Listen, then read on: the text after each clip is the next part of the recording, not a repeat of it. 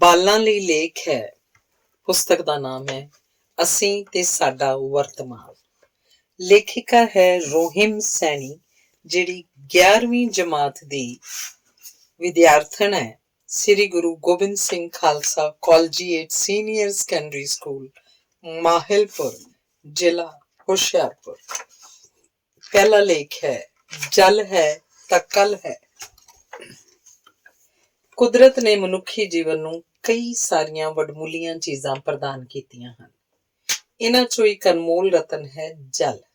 ਜਲ ਹੀ ਜੀਵਨ ਹੈ, ਜਲ ਹੈ ਤਾਂ ਕੱਲ ਹੈ, ਆਦਿ ਇਸ ਤਰ੍ਹਾਂ ਦੇ ਕਈ ਨਾਅਰੇ ਸੁਣ ਸਕਦੇ ਹਾਂ। ਪਰ ਦੁਖਦ ਗੱਲ ਇਹ ਹੈ ਕਿ ਸੁਣਦੇ ਤਾਂ ਅਸੀਂ ਸਭ ਹਾਂ, ਪਰ ਇਹਨਾਂ ਨੂੰ ਮੰਨਣ ਵਾਲਾ ਕੋਈ ਨਹੀਂ ਹੈ। ਪਾਣੀ ਦੇ ਕੀ ਲਾਭ ਹਨ, ਇਸ ਨੂੰ ਬਿਆਨ ਕਰਨਾ ਹੋਵੇ ਤਾਂ ਪੰਨੇ ਮੁੱਕ ਜਾਣਗੇ।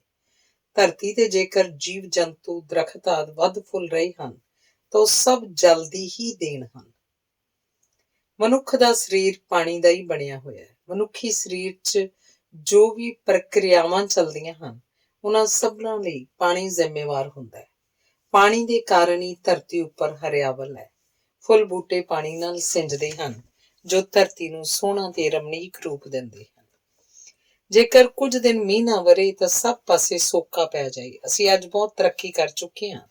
ਅਸੀਂ ਵੱਡੀਆਂ ਵੱਡੀਆਂ ਇਮਾਰਤਾਂ, ਕਾਰਖਾਨੇ ਆਦਿ ਖੜੇ ਕਰ ਲਏ ਹਨ, ਪਰ ਉਹਨਾਂ ਕਾਰਖਾਨਿਆਂ ਨੂੰ ਚਲਾਉਣ ਲਈ ਪਾਣੀ ਦੀ ਲੋੜ ਹੈ। ਘਰੇਲੂ ਲੋੜਾਂ ਤੋਂ ਲੈ ਕੇ ਉਦਯੋਗਿਕ ਲੋੜਾਂ ਤੱਕ ਸਭ 'ਚ ਪਾਣੀ ਦੀ ਅਹਿਮ ਭੂਮਿਕਾ ਹੈ। ਸਾਡੇ ਕਿਸਾਨ ਆਪਣੇ ਖੇਤਾਂ ਨੂੰ ਪਾਣੀ ਨਾਲ ਸਿੰਜਦੇ ਹਨ, ਜਿਸ ਨਾਲ ਸਾਡੇ ਘਰਾਂ ਤੱਕ ਅਨਾਜ, ਸਬਜ਼ੀਆਂ, ਫਲ ਆਦਿ ਪਹੁੰਚਦੇ ਹਨ।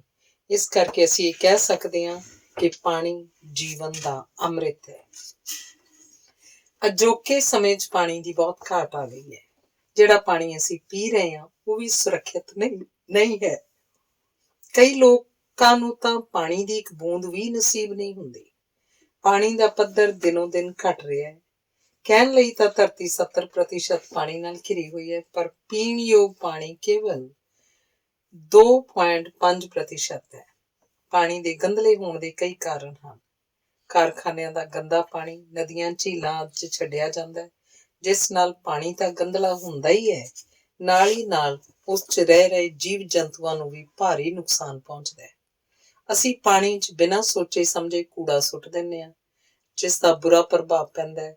ਘਰਾਂ, ਹਸਪਤਾਲਾਂ ਆਦਿ 'ਚੋਂ ਨਿਕਲਿਆ ਗੰਧਲਾ ਪਾਣੀ ਵੀ ਨਦੀਆਂ 'ਚ ਛੱਡਿਆ ਜਾਂਦਾ ਹੈ। ਜ਼ਮੀਨੀ ਪਾਣੀ ਦਾ ਪੱਧਰ ਘਟਣ ਦਾ ਮੁੱਖ ਕਾਰਨ ਰੁੱਖਾਂ ਦੀ ਕਟਾਈ ਹੈ। ਇਸ ਤਰ੍ਹਾਂ ਅਸੀਂ ਆਪ ਹੀ ਇਸ ਅਨਮੋਲ ਰਤਨ ਨੂੰ ਖਤਮ ਕਰ ਰਹੇ ਹਾਂ। ਹੁਣ ਸਮੇਂ ਦੀ ਲੋੜ ਇਹਨੂੰ ਬਚਾਉਣ ਦੀ ਹੈ। ਪਾਣੀ ਦਾ ਮੁੱਦਾ ਇੱਕ ਸੰਵੇਦਨਸ਼ੀਲ ਮੁੱਦਾ ਹੈ, ਜਿਸ ਉੱਪਰ ਜੇਕਰ ਵਿਚਾਰ ਨਹੀਂ ਕੀਤਾ ਗਿਆ ਤਾਂ ਨਤੀਜੇ ਬਹੁਤ ਬੁਰੇ ਨਿਕਲ ਸਕਦੇ ਹਨ। ਸਾਨੂੰ ਪਾਣੀ ਦੀ ਬੇਲੋੜੀ ਵਰਤੋਂ ਨਹੀਂ ਕਰਨੀ ਚਾਹੀਦੀ, ਨਾ ਹੀ ਆਪਣਾ ਕੂੜਾ ਪਾਣੀ 'ਚ ਸੁੱਟਣਾ ਚਾਹੀਦਾ ਹੈ। ਕਾਰਖਾਨਿਆਂ ਤੇ ਘਰਾਂ 'ਚੋਂ ਨਿਕਲਦੇ ਗੰਧਲੇ ਪਾਣੀ ਨੂੰ ਸਿੱਧੇ ਨਦੀਆਂ ਆਦਿ 'ਚ ਨਹੀਂ ਛੱਡਣਾ ਚਾਹੀਦਾ, ਸਗੋਂ ਉਸ 'ਚੋਂ ਹਾਨੀਕਾਰਕ ਪਦਾਰਥਾਂ ਤੇ ਰਸਾਇਣਾਂ ਨੂੰ ਖਤਮ ਕਰਕੇ ਸੁੱਟਣਾ ਚਾਹੀਦਾ ਹੈ। ਸਾਨੂੰ ਸਾਰਿਆਂ ਨੂੰ ਚਾਹੀਦਾ ਹੈ ਕਿ ਵੱਧ ਤੋਂ ਵੱਧ ਰੁੱਖ ਲਗਾਈਏ, ਤਾਂ ਜੋ ਮੀਂਹ ਸਮੇਂ ਸਿਰ ਵਰੇ ਤੇ ਪਾਣੀ ਦੀ ਕੋਈ ਘਾਟ ਨਾ ਹੋਵੇ। ਇਸ ਤਰ੍ਹਾਂ ਸਾਨੂੰ ਇਹ ਗੱਲ ਹਮੇਸ਼ਾ ਯਾਦ ਰੱਖਣੀ ਚਾਹੀਦੀ ਹੈ ਕਿ ਧਰਤੀ ਸਾਡੀ ਹੀ ਨਹੀਂ ਹੈ, ਸਗੋਂ ਹੋਰ ਜੀਵ ਜੰਤੂਆਂ, ਰੁੱਖਾਂ, ਬੂਟਿਆਂ ਆਦਿ ਦੀ ਵੀ ਹੈ। ਇਸ ਤੋਂ ਵੀ ਜ਼ਰੂਰੀ ਗੱਲ ਇਹ ਹੈ ਕਿ ਸਾਡੀਆਂ ਆਉਣ ਵਾਲੀਆਂ ਪੀੜ੍ਹੀਆਂ ਦੀ ਵੀ ਹੈ। ਜੇਕਰ ਪਾਣੀ ਦੀ ਬੱਚਤ ਨਹੀਂ ਕੀਤੀ ਗਈ ਤਾਂ ਸਾਡੀਆਂ ਅਗਲੀਆਂ ਪੀੜ੍ਹੀਆਂ ਪਾਣੀ ਦੀ ਬੂੰਦ ਬੂੰਦ ਲਈ ਤਰਸਣਗੀਆਂ। ਇਸ ਤਰ੍ਹਾਂ ਤੀਸਰਾ ਵਿਸ਼ਵ ਯੁੱਧ ਪਾਣੀ ਦੀ ਇੱਕ ਇੱਕ ਬੂੰਦ ਲਈ ਹੋਏਗਾ। ਅੰਤ ਅਸੀਂ ਇਹ ਕਹਿ ਸਕਦੇ ਹਾਂ ਕਿ ਪਾਣੀ ਹੈ ਜੀਵਨ ਦਾ ਅਨਮੋਲ ਰਤਨ, ਇਸ ਨੂੰ ਬਚਾਉਣ ਦਾ ਕਰੋ ਯਤਨ। ਧੰਨਵਾਦ। ਅਗਲਾ ਲੇਖ ਹੈ ਪ੍ਰਦੂਸ਼ਣ ਦੀ ਸਮੱਸਿਆ। ਧਰਤੀ ਉੱਤੇ ਅਜਿਹਾ ਵਾਤਾਵਰਨ ਬਣਨ ਨੂੰ ਕਰੋੜਾਂ ਸਾਲ ਲੱਗ ਗਏ, ਜਿਸ ਨਾਲ ਇਹਦੇ ਮਨੁੱਖੀ ਜੀਵਾਂ ਤੇ ਬਨਸਪਤੀ ਦਾ ਪੈਦਾ ਹੋਣਾ ਤੇ ਵਧਣਾ ਫੁੱਲਣਾ ਸੰਭਵ ਹੋ ਸਕਿਆ। ਧਰਤੀ ਉੱਪਰਲੇ ਇਸ ਵਾਤਾਵਰਨ 'ਚ ਹਵਾ, ਪਾਣੀ, ਮਿੱਟੀ, ਸੂਰਜ ਦੀ ਗਰਮੀ ਤੇ ਹੋਰ ਅਨੇਕਾਂ ਕਿਸਮਾਂ ਦੀਆਂ ਊਰਜਾਵਾਂ ਦਾ ਮਿਸ਼ਰਣ ਹੈ। ਮਨੁੱਖ ਸਮੇਤ ਸਾਰੇ ਜੀਵਾਂ ਤੇ ਬਨਸਪਤੀ ਦੀ ਹੋਂਦ ਤਦ ਹੀ ਸੰਭਵ ਹੈ ਜੇਕਰ ਧਰਤੀ ਤੇ ਇਹਨਾਂ ਸਾਰੇ ਤੱਤਾਂ ਦਾ ਆਪਣਾ ਰੂਪ ਤੇ ਉਹਨਾਂ ਦਾ ਆਪਸੀ ਤਾਲਮੇਲ ਉਸੇ ਸੰਤੁਲਿਤ ਮਾਤਰਾ 'ਚ ਕਾਇਮ ਰਹੇ। ਪਰੰਤੂ ਜਿੱਥੇ ਇਸ ਤਰ੍ਹਾਂ ਦਾ ਢੁਕਵਾਂ ਵਾਤਾਵਰਨ ਪੈਦਾ ਹੋਣ ਲਈ ਕਰੋੜਾਂ ਸਾਲ ਲੱਗੇ ਸਨ, ਅੱਜ ਦੇ ਮਨੁੱਖ ਨੇ ਪਿਛਲੇ 50-60 ਸਾਲਾਂ 'ਚ ਹੀ ਉਹਨੂੰ ਬੁਰੀ ਤਰ੍ਹਾਂ ਪਲੀਤ ਕਰਕੇ ਰੱਖ ਦਿੱਤਾ ਹੈ। ਇਸੇ ਪਲੀਤੀ ਨੂੰ ਪ੍ਰਦੂਸ਼ਣ ਕਿਹਾ ਜਾਂਦਾ ਹੈ। ਪ੍ਰਦੂਸ਼ਣ ਤੋਂ ਭਾਵ ਵਾਤਾਵਰਣ ਦਾ ਕਿਸੇ ਨਾ ਕਿਸੇ ਤਰ੍ਹਾਂ ਦੂਸ਼ਿਤ ਹੋਣਾ ਹੈ। ਪ੍ਰਦੂਸ਼ਣ ਕਈ ਤਰ੍ਹਾਂ ਦਾ ਹੁੰਦਾ ਹੈ, ਜਿਵੇਂ ਹਵਾ ਪ੍ਰਦੂਸ਼ਣ, ਧੁਨੀ ਪ੍ਰਦੂਸ਼ਣ, ਮਿੱਟੀ ਪ੍ਰਦੂਸ਼ਣ, ਜਲ ਪ੍ਰਦੂਸ਼ਣ ਆਦਿ। ਇਸ ਦੇ ਕਈ ਕਾਰਨ ਹਨ ਜਿਸ ਨਾਲ ਧਰਤੀ ਤੇ ਜੀਵਨ ਦਾ ਸੰਤੁਲਨ ਵਿਗੜ ਰਿਹਾ ਹੈ। ਰੁੱਖਾਂ ਦੀ ਕਟਾਈ ਇਹਦਾ ਪਹਿਲਾ ਤੇ ਮੁੱਖ ਕਾਰਨ ਹੈ। ਰੁੱਖ ਹਵਾ ਨੂੰ ਸਾਫ਼ ਰੱਖਦੇ ਹਨ ਤੇ ਸਾਨੂੰ ਆਕਸੀਜਨ ਪ੍ਰਦਾਨ ਕਰਦੇ ਹਨ, ਪਰੰਤੂ ਅਜੋਕੇ ਸਮੇਂ 'ਚ ਮਨੁੱਖਾਂ ਨੇ ਜੰਗਲਾਂ ਨੂੰ ਉਜਾੜ ਦਿੱਤਾ ਹੈ। ਮੋਟਰ ਕਾਰਾਂ ਦੀਆਂ ਜ਼ਹਿਰੀਲੀਆਂ ਹਵਾਵਾਂ ਵਾਤਾਵਰਣ ਲਈ ਹਾਨੀਕਾਰਕ ਹਨ। ਕਾਰਖਾਨਿਆਂ 'ਚੋਂ ਬਹੁਤ ਹਾਨੀਕਾਰਕ ਧੂੰਆਂ ਤੇ ਗੰਧਲਾ ਪਾਣੀ ਨਿਕਲਦਾ ਹੈ, ਜੋ ਕਿ ਦੋਵੇਂ ਹਵਾ ਤੇ ਪਾਣੀ ਲਈ ਪ੍ਰਦੂਸ਼ਣ ਦਾ ਕਾਰਨ ਬਣਦਾ ਹੈ। ਕਾਰਾਂ ਦੇ ਹਾਰਨ ਦੀਆਂ ਆਵਾਜ਼ਾਂ ਤੇ ਮਸ਼ੀਨਾਂ ਆਦਿ ਖਤਰਨਾਕ ਧੁਨੀਆਂ ਨਾਲ ਧੁਨੀ ਪ੍ਰਦੂਸ਼ਣ ਹੁੰਦਾ ਹੈ, ਜਿਸ ਨਾਲ ਦਿਲ ਦੇ ਮਰੀਜ਼ਾਂ ਨੂੰ ਬਹੁਤ ਹਾਨੀ ਪਹੁੰਚਦੀ ਹੈ।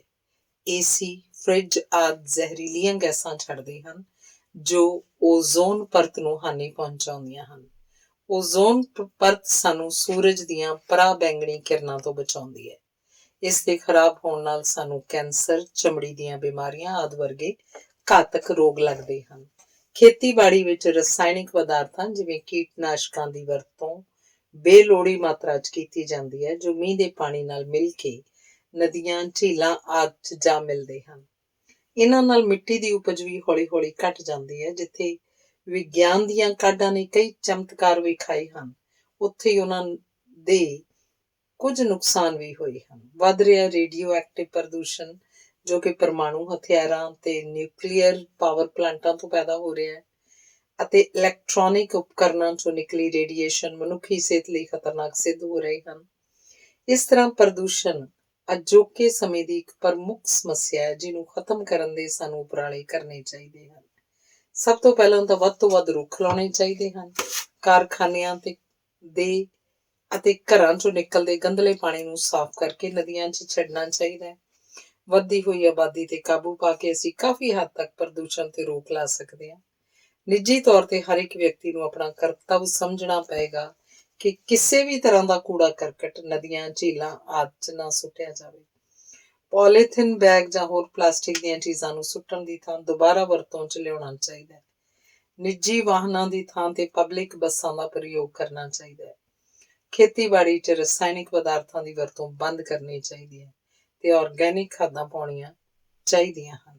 ਇਸ ਤਰ੍ਹਾਂ ਉਪਰੋਕਤ ਕੁਝ ਉਪਰਾਲਿਆਂ ਰਾਹੀਂ ਅਸੀਂ ਆਪਣੀ ਧਰਤੀ ਨੂੰ ਪ੍ਰਦੂਸ਼ਣ ਦੀ ਸਮੱਸਿਆ ਤੋਂ ਮੁਕਤ ਕਰ ਸਕਦੇ ਹਾਂ। ਧੰਨਵਾਦ। ਅਗਲਾ ਲੇਖ ਹੈ ਰੁੱਖ। ਰੁੱਖ ਸਾਡੇ ਜੀਵਨ ਦਾ ਅਨਮੋਲ ਧਨ ਹਨ। ਇਹ ਕੁਦਰਤ ਵੱਲੋਂ ਮਿਲਿਆ ਅਨਮੋਲ ਤੋਹਫਾ ਹੈ। ਇਹਨਾਂ ਨਾਲ ਕੁਦਰਤ ਧੜਕਦੀ ਹੈ, ਵਾਤਾਵਰਨ ਰਮਣੀਕ ਹੁੰਦਾ ਹੈ। ਰੁੱਖ ਹਵਾ ਨਾਲ ਝੂਮਦੇ ਹੋਏ ਵਾਤਾਵਰਨ ਵਿੱਚ ਸੁਗੰਧੀਆਂ ਘੋਲਦੇ ਹਨ ਤੇ ਚਾਰ ਚੁਫੇਰੇ ਹਰਿਆਵਲ ਲੋਰੀਆਂ ਦਿੰਦੇ ਹੈ। ਧੰਨ ਹੈ ਰੁੱਖਾਂ ਦਾ ਜੇਰਾ, ਜੋ ਬਿਨਾਂ ਕਿਸੇ ਭੇਦਭਾਵ ਦੇ ਸਭ ਲਈ ਬਾਹਾਂ ਪਸਾਰ ਕੇ ਖੜੇ ਹਨ। ਰੁੱਖਾਂ ਦਾ ਰਿਸ਼ਤਾ ਮਨੁੱਖ ਨਾਲ ਪੰਘੂੜੇ ਤੋਂ ਲੈ ਕੇ ਸਿਵਿਆਂ ਤੱਕ ਦਾ ਹੁੰਦਾ ਹੈ। ਜਦ ਇੱਕ ਬੱਚਾ ਜਨਮ ਲੈਂਦਾ ਹੈ ਤੇ ਉਹਨੂੰ ਪੰਘੂੜੇ 'ਚ ਹੀ ਰੱਖਿਆ ਜਾਂਦਾ ਹੈ। ਜਦ ਇੱਕ ਇਨਸਾਨ ਮਰ ਜਾਂਦਾ ਤਾਂ ਵੀ ਉਹਨੂੰ ਲੱਕੜੀਆਂ ਦੀ ਚਿਤਾ 'ਚ ਜਲਾ ਦਿੱਤਾ ਜਾਂਦਾ ਹੈ। ਇਸ ਤਰ੍ਹਾਂ ਰੁੱਖ ਮਨੁੱਖਾਂ ਦੇ ਸਾਥੀ ਹਨ। ਕਹਿੰਦੇ ਹਨ ਕਿ ਰੁੱਖਾਂ ਦੀ ਹੋਂਦ ਮਨੁੱਖਾਂ ਤੋਂ ਵੀ ਪੁਰਾਣੀ ਹੈ। ਰੁੱਖ ਧਰਤੀ ਸੰਗ ਹੋਂਦ 'ਚ ਆਏ। ਰੁੱਖਾਂ ਦੀ ਵਡਿਆਈ ਕਈ ਮਹਾਂਪੁਰਖਾਂ ਜਿਵੇਂ ਸ੍ਰੀ ਗੁਰੂ ਨਾਨਕ ਦੇਵ ਜੀ, ਗੌਤਮ ਬੁੱਧ, ਬਾਬਾ ਫਰੀਦ ਆਦਿ ਨੇ ਬਾਣੀ ਰਚ ਕੇ ਕੀਤੀ। ਰੁੱਖ ਪਰਉਪਕਾਰੀ ਮਹਾਂਪੁਰਖਾਂ ਵਾਂਗ ਹਨ, ਜੋ ਬਿਨਾਂ ਕਿਸੇ ਸਵਾਰਥ ਦੇ ਧਰਤੀ ਤੇ ਰਹਿ ਰਹੇ ਹਰ ਇੱਕ ਜੀਵ ਦਾ ਭਲਾ ਕਰਦੇ ਹਨ। ਰੁੱਖ ਆਪ ਗਰਮੀ, ਸਰਦੀ, ਤੇਜ਼ ਧੁੱਪ, ਹਨੇਰੀ ਆਦਿ ਸਭ ਕੁਝ ਸਹਿ ਕੇ ਸਭ ਨੂੰ ਛਾਂ, ਆਸਰਾ, ਫੁੱਲ ਅਤੇ ਫਲ ਦਿੰਦੇ ਹਨ। ਇਹ ਸਾਨੂੰ ਜ਼ਿੰਦਾ ਰੱਖਣ ਲਈ ਆਕਸੀਜਨ ਪ੍ਰਦਾਨ ਕਰਦੇ ਹਨ। ਇਹਨਾਂ ਦੀ ਲੱਕੜੀ ਵੀ ਕਈ ਕੰਮਾਂ 'ਚ ਵਰਤੀ ਜਾਂਦੀ ਹੈ। ਇਹ ਵਾਤਾਵਰਨ ਨੂੰ ਸ਼ੁੱਧ ਰੱਖਦੇ ਹਨ ਤੇ ਸਮੇਂ ਸਿਰ ਮੀਂਹ ਲਿਆਉਂਦੇ ਹਨ। ਇਹ ਧਰਤੀ ਹੇਠਲੇ ਪਾਣੀ ਦੇ ਪੱਧਰ ਨੂੰ ਵੀ ਕੰਟਰੋਲ 'ਚ ਰੱਖਦੇ ਹਨ। ਇਹ ਬੇਆਸਰਿਆਂ ਦੇ ਆਸਰੇ ਹੁੰਦੇ ਹਨ। ਗਰੀਬ ਲੋਕ ਇਹਨਾਂ ਥੱਲੇ ਆਪਣਾ ਰਹਿਣ ਬਸੇਰਾ ਕਰ ਲੈਂਦੇ ਹਨ। ਇਹ ਕੇਵਲ ਮਨੁੱਖਾਂ ਦੇ ਹੀ ਨਹੀਂ, ਸਗੋਂ ਬੇਜ਼ੁਬਾਨ ਪੰਛੀਆਂ ਦੇ ਵੀ ਰਹਿਣ ਬਸੇਰੇ ਹਨ। ਪ੍ਰਦੂਸ਼ਣ ਦੀ ਸਮੱਸਿਆ ਅਜੋਕੇ ਯੁੱਗ ਵਿੱਚ ਸਭ ਤੋਂ ਗੰਭੀਰ ਸਮੱਸਿਆ ਹੈ ਤੇ ਇਹਨੂੰ ਦੂਰ ਕਰਨ ਲਈ ਰੁੱਖ ਸਭ ਤੋਂ ਵਧੇਰੇ ਯੋਗਦਾਨ ਦਿੰਦੇ ਹਨ। ਹੋਰ ਤਾਂ ਹੋਰ ਇਹ ਉਪਜਾਊ ਮਿੱਟੀ ਦੀ ਪਰਤ ਨੂੰ ਹਨੇਰੀ ਜਾਂ ਮੀਂਹ ਨਾਲ ਹੜਨ ਨਹੀਂ ਦਿੰਦੇ, ਸਗੋਂ ਆਪਣੀਆਂ ਜੜ੍ਹਾਂ ਨਾਲ ਮਿੱਟੀ ਨੂੰ ਜਕੜ ਕੇ ਰੱਖਦੇ ਹਨ। ਇਸ ਤਰ੍ਹਾਂ ਰੁੱਖਾਂ ਦਾ ਸਾਡੇ ਜੀਵਨ 'ਚ ਬਹੁਤ ਮਹੱਤਵ ਹੈ। ਪਰ ਇੱਕ ਇਹੋ ਜਿਹਾ ਸਮਾਂ ਆ ਗਿਆ ਕਿ ਮਨੁੱਖ ਆਪਣੇ ਸਵਾਰਥ ਦੀ ਖਾਤਰ ਰੁੱਖ ਵੱਢੀ ਜਾ ਰਿਹਾ ਹੈ। ਜੰਗਲਾਂ ਦੇ ਜੰਗਲ ਵੱਢ ਕੇ ਆਪਣੀਆਂ ਲੋੜਾਂ ਖਾਤਰ ਇਹਨਾਂ ਤੇ ਕਹਿਰ ਢਾਇਆ ਜਾ ਰਿਹਾ ਹੈ। ਕਿਤੇ ਕੋਈ ਇਮਾਰਤ ਖੜੀ ਕਰਨੀ ਹੋਵੇ, ਸੜਕ ਬਣਾਉਣੀ ਹੋਵੇ ਜਾਂ ਕਿਸੇ ਫਰਨੀਚਰ ਦੇ ਕੰਮ ਲਈ ਲੱਕੜੀ ਦੀ ਲੋੜ ਹੋਵੇ ਤਾਂ ਲੋਕ ਰੁੱਖਾਂ ਦੀ ਆਰੀ ਚਲਾਉਣ ਤੋਂ ਨਹੀਂ ਝਿਜਕਦੇ। ਇਹ ਠੀਕ ਹੈ ਕਿ ਫਰਨੀਚਰ ਜਾਂ ਬਾਲਣ ਵਾਸਤੇ ਇਹਨਾਂ ਦੀ ਜਗ੍ਹਾ ਹੋਰ ਰੁੱਖ ਵੀ ਲਾਏ ਜਾ ਸਕਦੇ ਹਨ। ਹੋਰ ਰੁੱਖ ਲਾਉਣ ਦੀ ਬਜਾਏ ਅਸੀਂ ਲੱਗੇ ਹੋਏ ਰੁੱਖਾਂ ਨੂੰ ਵੀ ਧੜਾ ਧੜ ਵੱਢੀ ਜਾ ਰਹੇ ਹਾਂ। ਹਰ ਸਾਲ ਸਰਕਾਰਾਂ ਵੱਲੋਂ ਰੁੱਖ ਲਾਉਣ ਦੇ ਦਾਅਵੇ ਕੀਤੇ ਜਾਂਦੇ ਹਨ। ਬੇਸ਼ੱਕ ਰੁੱਖ ਲਾਇਆ ਵੀ ਜਾਂਦਾ ਹੈ, ਪਰ ਕੇਵਲ ਅਖਬਾਰ 'ਚ ਆਪਣੀ ਫੋਟੋ ਛਪਵਾਉਣ ਲਈ। ਬਾਅਦ 'ਚ ਤਾਂ ਉਹਦੀ ਕੋਈ ਸਾਰ ਨਹੀਂ ਲੈਂਦਾ, ਕੋਈ ਦੇਖਭਾਲ, ਕੋਈ ਸਾਂਭ ਸੰਭਾਲ ਨਹੀਂ ਹੁੰਦੀ। ਪਰ ਹਾਂ, ਵੋਟਾਂ ਸਮੇਂ ਸਰਕਾਰਾਂ ਨੂੰ ਦੁਬਾਰਾ ਰੁੱਖ ਲਾਉਣ ਦਾ ਖਿਆਲ ਆਉਂਦਾ ਹੈ। ਹਰ ਸਾਲ ਇਸੇ ਤਰ੍ਹਾਂ ਰੁੱਖਾਂ ਦੀ ਸਮੱਸਿਆ ਉਂਝ ਦੀ ਉਂਝ ਬਣੀ ਰਹਿੰਦੀ ਹੈ। ਹੁਣ ਜਦੋਂ ਚਾਰ ਚੁਫੇਰੇ ਵਾਤਾਵਰਨ ਦੂਸ਼ਿਤ ਹੋ ਗਿਆ ਹੈ, ਜ਼ਮੀਨ ਪਾਣੀ ਦਾ ਪੱਧਰ ਘਟ ਰਿਹਾ ਹੈ, ਗੰਧਲਾਪਣ ਆ ਗਿਆ, ਤਾਂ ਸਾਡਾ ਫਰਜ਼ ਬਣਦਾ ਹੈ ਕਿ ਰੁੱਖਾਂ ਨੂੰ ਬਚਾਈਏ। ਰੁੱਖਾਂ ਬਿਨਾਂ ਧਰਤੀ ਬਿਨ ਬੱਚਿਆਂ ਦੀ ਮਾਂ ਵਾਂਗ ਜਾਪਦੀ ਹੈ, ਜਿਸ ਕਰਕੇ ਰੁੱਖ ਕੱਟੇ ਜਾਣ ਤੇ ਧਰਤੀ ਮਾਂ ਵਿਰਲਾਪ ਵੀ ਕਰਦੀ ਹੈ। ਇਸ ਲਈ ਸਾਨੂੰ ਸਭ ਨੂੰ ਸਮਝਣ ਦੀ ਲੋੜ ਹੈ ਕਿ ਰੁੱਖਾਂ ਦਾ ਸਾਡੇ ਤੇ ਬਹੁਤ ਅਹਿਸਾਨ ਹੈ ਤੇ ਇਹਨਾਂ ਨੂੰ ਸਾਡੀਆਂ ਆਉਣ ਵਾਲੀਆਂ ਪੀੜ੍ਹੀਆਂ ਲਈ ਵੀ ਬਚਾ ਕੇ ਰੱਖਿਆ ਜਾਵੇ। ਇਸ ਤਰ੍ਹਾਂ ਸਾਨੂੰ ਵੱਧ ਤੋਂ ਵੱਧ ਰੁੱਖ ਲਾਉਣੇ ਚਾਹੀਦੇ ਹਨ। ਧੰਨਵਾਦ। ਅਗਲਾ ਲੇਖ ਹੈ ਧਰਤੀ ਹੇਠਲੇ ਪਾਣੀ ਦੀ ਕਮੀ। ਧਰਤੀ ਹੇਠਲਾ ਪਾਣੀ ਦਿਨੋਂ ਦਿਨ ਘਟਦਾ ਜਾ ਰਿਹਾ ਹੈ। ਇਹਦੀ ਘਾਟ ਵਾਤਾਵਰਨ ਲਈ ਗੰਭੀਰ ਖਤਰਾ ਹੈ। ਧਰਤੀ ਦਾ ਬਹੁਤਾ ਹਿੱਸਾ ਪਾਣੀ ਨਾਲ ਬਣਿਆ ਹੋਇਆ ਹੈ। ਅਸੀਂ ਧਰਤੀ ਤੇ ਸੁੰਦਰ ਵਹਿ ਰਹੇ ਪਾਣੀ ਨੂੰ ਵੇਖ ਸਕਦੇ ਹਾਂ, ਜੋ ਸਮੁੰਦਰਾਂ, ਝੀਲਾਂ ਤੇ ਨਦੀਆਂ ਨੂੰ ਬਣਾਉਂਦਾ ਹੈ। ਪਰ ਇਹ ਪਾਣੀ ਸਾਡੇ ਪੀਣ ਲਈ ਹਮੇਸ਼ਾ ਸੁਰੱਖਿਅਤ ਨਹੀਂ ਹੁੰਦਾ ਤੇ ਇਹ ਪਾਣੀ ਧਰਤੀ ਹੇਠਲੇ ਪਾਣੀ ਨਾਲੋਂ ਫਿਲਟਰ ਕਰਨਾ ਵਧੇਰੇ ਮੁਸ਼ਕਿਲ ਹੁੰਦਾ ਹੈ। ਇਸ ਲਈ ਧਰਤੀ ਹੇਠਲਾ ਪਾਣੀ ਬਹੁਤ ਮਹੱਤਵਪੂਰਨ ਹੁੰਦਾ ਹੈ। ਧਰਤੀ ਹੇਠਲਾ ਪਾਣੀ ਸਾਡੀ ਰੋਜ਼ਾਨਾ ਜ਼ਿੰਦਗੀ 'ਚ ਕਈ ਤਰ੍ਹਾਂ ਨਾਲ ਸਹਾਈ ਹੁੰਦਾ ਹੈ। ਅਸੀਂ ਇਹਦਾ ਪ੍ਰਯੋਗ ਖੇਤੀਬਾੜੀ, ਘਰੇਲੂ ਵਰਤੋਂ, ਉਦਯੋਗਿਕ ਵਰਤੋਂ ਆਦਿ ਲਈ ਕਰਦੇ ਹਾਂ। ਕੁਦਰਤ ਸਾਨੂੰ ਧਰਤੀ ਹੇਠਲਾ ਪਾਣੀ ਪ੍ਰਦਾਨ ਕਰਨ ਲਈ ਇੱਕ ਵਿਲੱਖਣ ਪ੍ਰਕਿਰਿਆ 'ਚੋਂ ਲੰਘਦੀ ਹੈ। ਸਤ੍ਹਾ ਦਾ ਪਾਣੀ ਸੂਰਜ ਦੁਆਰਾ ਗਰਮ ਹੁੰਦਾ ਹੈ ਤੇ ਵਾਸ਼ਪੀਕਰਨ ਦੇ ਰੂਪ 'ਚ ਵਾਤਾਵਰਨ 'ਚ ਜਾਂਦਾ ਹੈ। ਪਾਣੀ ਦਾ ਭਾਵ ਫਿਰ ਮੀਂਹ ਵਰਾਉਂਦਾ ਹੈ ਤੇ ਉਹ ਪਾਣੀ ਅਸਮਾਨ ਤੋਂ ਮੀਂਹ ਤੇ ਬਰਫ਼ ਦੇ ਰੂਪ 'ਚ ਡਿੱਗਦਾ ਹੈ। ਆਕਾਸ਼ ਤੋਂ ਧਰਤੀ ਤੇ ਪਾਣੀ ਡਿੱਗਦਾ ਹੈ ਤੇ ਧਰਤੀ 'ਚ ਸਮਾ ਜਾਂਦਾ ਹੈ ਤੇ ਫਿਰ ਧਰਤੀ ਹੇਠਲੇ ਪਾਣੀ ਦੇ ਰੂਪ 'ਚ ਸਟੋਰ ਹੁੰਦਾ ਹੈ। ਧਰਤੀ ਹੇਠਲੇ ਪਾਣੀ ਦੇ ਘਟਣ ਦੇ ਕਈ ਕਾਰਨ ਹੋ ਸਕਦੇ ਹਨ। ਇਹਨਾਂ 'ਚ ਮੁੱਖ ਕਾਰਨ ਤੇਜ਼ੀ ਨਾਲ ਵੱਧ ਰਹੀ ਆਬਾਦੀ ਹੈ। ਲੋਕ ਆਪਣੀਆਂ ਜ਼ਰੂਰਤਾਂ ਨੂੰ ਪੂਰਾ ਕਰਨ ਲਈ ਪੰਪਾਂ ਨਾਲ ਧਰਤੀ ਹੇਠਲਾ ਪਾਣੀ ਕੱਢਦੇ ਹਨ, ਜਿਸ ਨਾਲ ਜ਼ਮੀਨੀ ਪਾਣੀ ਘਟ ਰਿਹਾ ਹੈ। ਦੂਜਾ ਮੁੱਖ ਕਾਰਨ ਖੇਤੀਬਾੜੀ 'ਚ ਪਾਣੀ ਦੀ ਵਧੇਰੇ ਮਾਤਰਾ 'ਚ ਵਰਤੋਂ ਹੈ। ਕਿਸਾਨ ਆਪਣੀ ਜ਼ਮੀਨ 'ਚੋਂ ਜ਼ਿਆਦਾ ਤੋਂ ਜ਼ਿਆਦਾ ਉਪਜ ਪੈਦਾ ਕਰਨ ਲਈ ਟਿਊਬਵੈੱਲਾਂ ਰਾਹੀਂ ਪਾਣੀ ਲੈਂਦੇ ਹਨ ਤੇ ਫਸਲਾਂ ਦੀ ਸਿੰਚਾਈ ਕਰਦੇ ਹਨ। ਇਸ ਤੋਂ ਇਲਾਵਾ ਇਹਦਾ ਮੁੱਖ ਕਾਰਨ ਰੁੱਖਾਂ ਦੀ ਕਟਾਈ ਹੈ। ਰੁੱਖਾਂ ਦੀਆਂ ਜੜ੍ਹਾਂ 'ਚ ਇਹ ਸ਼ਕਤੀ ਹੁੰਦੀ ਹੈ ਕਿ ਮੀਂਹ ਦੇ ਪਾਣੀ ਨੂੰ ਰੋਕ ਕੇ ਰੱਖਦੇ ਹਨ ਤੇ ਫਿਰ ਉਹ ਪਾਣੀ ਹੌਲੀ ਹੌਲੀ ਧਰਤੀ 'ਚ ਸਮਾ ਜਾਂਦਾ ਹੈ। ਪਰ ਇਹ ਬਹੁਤ ਬੁਰੀ ਗੱਲ ਹੈ ਕਿ ਮਨੁੱਖ ਇੰਨੇ ਸਵਾਰਥੀ ਹੋ ਚੁੱਕੇ ਹਨ ਕਿ ਇਹਨਾਂ ਨੇ ਰੁੱਖਾਂ ਨੂੰ ਕੱਟ ਦਿੱਤਾ ਹੈ ਤੇ ਆਪਣੀਆਂ ਲੋੜਾਂ ਨੂੰ ਪੂਰਾ ਕਰਨ ਲਈ ਜੰਗਲਾਂ ਦੇ ਜੰਗਲ ਉਜਾੜ ਕੇ ਰੱਖ ਦਿੱਤੇ ਹਨ। ਖੇਤੀਬਾੜੀ 'ਚ ਕਿਸਾਨ ਜਿਹੜੇ ਕੀਟਨਾਸ਼ਕ ਵਰਤਦੇ ਹਨ, ਉਹ ਧਰਤੀ ਵਿਚਲੇ ਪਾਣੀ ਨੂੰ ਨੁਕਸਾਨ ਕਰਦੇ ਹਨ। ਜੇਕਰ ਧਰਤੀ ਹੇਠਲਾ ਪਾਣੀ ਨਾ ਬਚਾਇਆ ਗਿਆ ਤਾਂ ਆਉਣ ਵਾਲੇ ਸਮੇਂ 'ਚ ਸਾਨੂੰ ਪੀਣ ਯੋਗ ਪਾਣੀ ਨਸੀਬ ਨਹੀਂ ਹੋਏਗਾ ਤੇ ਮਨੁੱਖ ਪਾਣੀ ਦੀ ਇੱਕ ਇੱਕ ਬੂੰਦ ਲਈ ਤਰਸਣਗੇ। ਹੁਣ ਲੋੜ ਹੈ ਇਹਨੂੰ ਬਚਾਉਣ ਦੀ, ਉਪਰਾਲੇ ਕਰਨ ਦੀ। ਸਭ ਤੋਂ ਪਹਿਲਾਂ ਤਾਂ ਸਾਨੂੰ ਵੱਧ ਤੋਂ ਵੱਧ ਰੁੱਖ ਲਾਉਣੇ ਚਾਹੀਦੇ ਹਨ ਤੇ ਜੇਕਰ ਕਿਸੇ ਕਾਰਨ ਰੁੱਖ ਕੱਟਣੇ ਵੀ ਪੈਣ ਤਾਂ ਇਹਨਾਂ ਦੀ ਜਗ੍ਹਾ ਹੋਰ ਰੁੱਖ ਲਾ ਦਿਓ। ਧਰਤੀ ਹੇਠਲਾ ਪਾਣੀ ਕੱਢਣ ਦੀ ਵੀ ਇੱਕ ਸੀਮਤ ਮਾਤਰਾ ਹੋਣੀ ਚਾਹੀਦੀ ਹੈ। ਸਾਡੇ ਕਿਸਾਨ ਭਰਾਵਾਂ ਨੂੰ ਵੀ ਚਾਹੀਦਾ ਹੈ ਕਿ ਉਹ ਝੋਨਾ ਆਦਿ ਵਰਗੀਆਂ ਫਸਲਾਂ ਘੱਟ ਲਾਉਣ ਜੋ ਜ਼ਿਆਦਾ ਪਾਣੀ ਮੰਗਦੀਆਂ ਹਨ। ਇਸ ਤੋਂ ਇਲਾਵਾ ਖੇਤੀਬਾੜੀ 'ਚ ਖਤਰਨਾਕ ਰਸਾਇਣਿਕ ਪਦਾਰਥਾਂ ਦੀ ਵਰਤੋਂ ਘੱਟ ਕਰਨੀ ਚਾਹੀਦੀ ਹੈ ਤੇ ਉਹਨਾਂ ਦੀ ਥਾਂ ਆਰਗੈਨਿਕ ਕੀਟਨਾਸ਼ਕ ਤੇ ਦਵਾਈਆਂ ਦਾ ਪ੍ਰਯੋਗ ਕਰਨਾ ਚਾਹੀਦਾ ਹੈ। ਇੰਝ ਅਸੀਂ ਉਪਰੋਕਤ ਕੁਝ ਉਪਰਾਲੇ ਕਰਕੇ ਦਿਨੋਂ ਦਿਨ ਘਟ ਰਹੇ ਧਰਤੀ ਹੇਠਲੇ ਪਾਣੀ ਨੂੰ ਬਚਾ ਸਕਾਂਗੇ। ਧੰਨਵਾਦ। ਅਗਲਾ ਲੇਖ ਹੈ ਵਾਤਾਵਰਣ। ਵਾਤਾਵਰਣ ਤੋਂ ਭਾਵ ਸਾਡੇ ਆਲੇ ਦੁਆਲੇ ਤੋਂ ਹੈ, ਜਿਸ 'ਚ ਜ਼ਮੀਨ, ਅਸਮਾਨ, ਰੁੱਖ, ਪਸ਼ੂ ਪੰਛੀ, ਫੁੱਲ ਬੂਟੇ, ਹਵਾ ਪਾਣੀ ਆਦਿ ਆਉਂਦੇ ਹਨ। ਮਨੁੱਖ ਵਾਤਾਵਰਣ 'ਚ ਹੀ ਵੱਧਦਾ ਫੁੱਲਦਾ ਹੈ। ਹਰ ਇੱਕ ਚੀਜ਼ ਜੋ ਕਿ ਇੱਕ ਮਨੁੱਖ ਨੂੰ ਜੀਵਨ ਜਿਉਣ ਲਈ ਜ਼ਰੂਰੀ ਹੈ, ਉਹ ਵਾਤਾਵਰਣ 'ਚੋਂ ਹੀ ਲੈਂਦਾ ਹੈ। ਮਾਨਵ ਜਾਤੀ ਦਾ ਵਿਕਾਸ ਕਰਨ ਲਈ ਵਾਤਾਵਰਣ ਦਾ ਸੰਤੁਲਿਤ ਹੋਣਾ ਹੀ ਬਹੁਤ ਮਹੱਤਵਪੂਰਨ ਹੈ। ਪਰ ਅਜੋਕੇ ਸਮੇਂ 'ਚ ਵਾਤਾਵਰਣ ਦਾ ਸੰਤੁਲਨ ਵਿਗੜਦਾ ਜਾ ਰਿਹਾ ਹੈ। ਧਰਤੀ ਤੇ ਜੀਵਨ ਜਾਰੀ ਰੱਖਣ ਲਈ ਸਾਨੂੰ ਵਾਤਾਵਰਣ ਦੀ ਮੌਲਿਕਤਾ ਨੂੰ ਕਾਇਮ ਰੱਖਣ ਦੀ ਲੋੜ ਹੈ। ਪਰ ਇਸ ਤੋਂ ਵੀ ਦੁਖਦ ਗੱਲ ਇਹ ਹੈ ਕਿ ਮਨੁੱਖ ਆਪ ਹੀ ਵਾਤਾਵਰਣ ਨੂੰ ਖਰਾਬ ਕਰ ਰਿਹਾ ਹੈ। ਮਨੁੱਖੀ ਤਕਨੀਕੀ ਦਖਲਅੰਦਾਜ਼ੀ ਦੇ ਕਾਰਨ ਸਾਡੇ ਵਾਤਾਵਰਣ ਦੇ ਤੱਤ ਦਿਨੋਂ ਦਿਨ ਘਟ ਰਹੇ ਹਨ। ਮਨੁੱਖ ਇੰਨਾ ਮਤਲਬੀ ਤੇ ਘਮੰਡੀ ਹੋ ਚੁੱਕਾ ਹੈ ਕਿ ਉਹ ਆਪਣੇ ਸੁੱਖ ਤੇ ਜ਼ਰੂਰਤਾਂ ਲਈ ਧਰਤੀ ਤੇ ਰਹਿ ਰਹੇ ਹੋਰਨਾਂ ਜੀਵਾਂ ਜੰਤੂਆਂ ਨੂੰ ਨੁਕਸਾਨ ਪਹੁੰਚਾਉਣ ਲੱਗ ਪਿਆ। ਅਸੀਂ ਅਜੋਕੇ ਸਮੇਂ 'ਚ ਧਰਤੀ ਤੇ ਕੁਦਰਤੀ ਵਰਤਾਰਿਆਂ ਜਿਵੇਂ ਰੁੱਖ, ਹਵਾ, ਪਾਣੀ, ਮਿੱਟੀ ਆਦਿ ਸਭ ਨੂੰ ਖਰਾਬ ਕਰ ਰਹੇ ਹਾਂ। ਜੰਗਲਾਂ ਦੇ ਜੰਗਲ ਉਜਾੜੇ ਜਾ ਚੁੱਕੇ ਹਨ।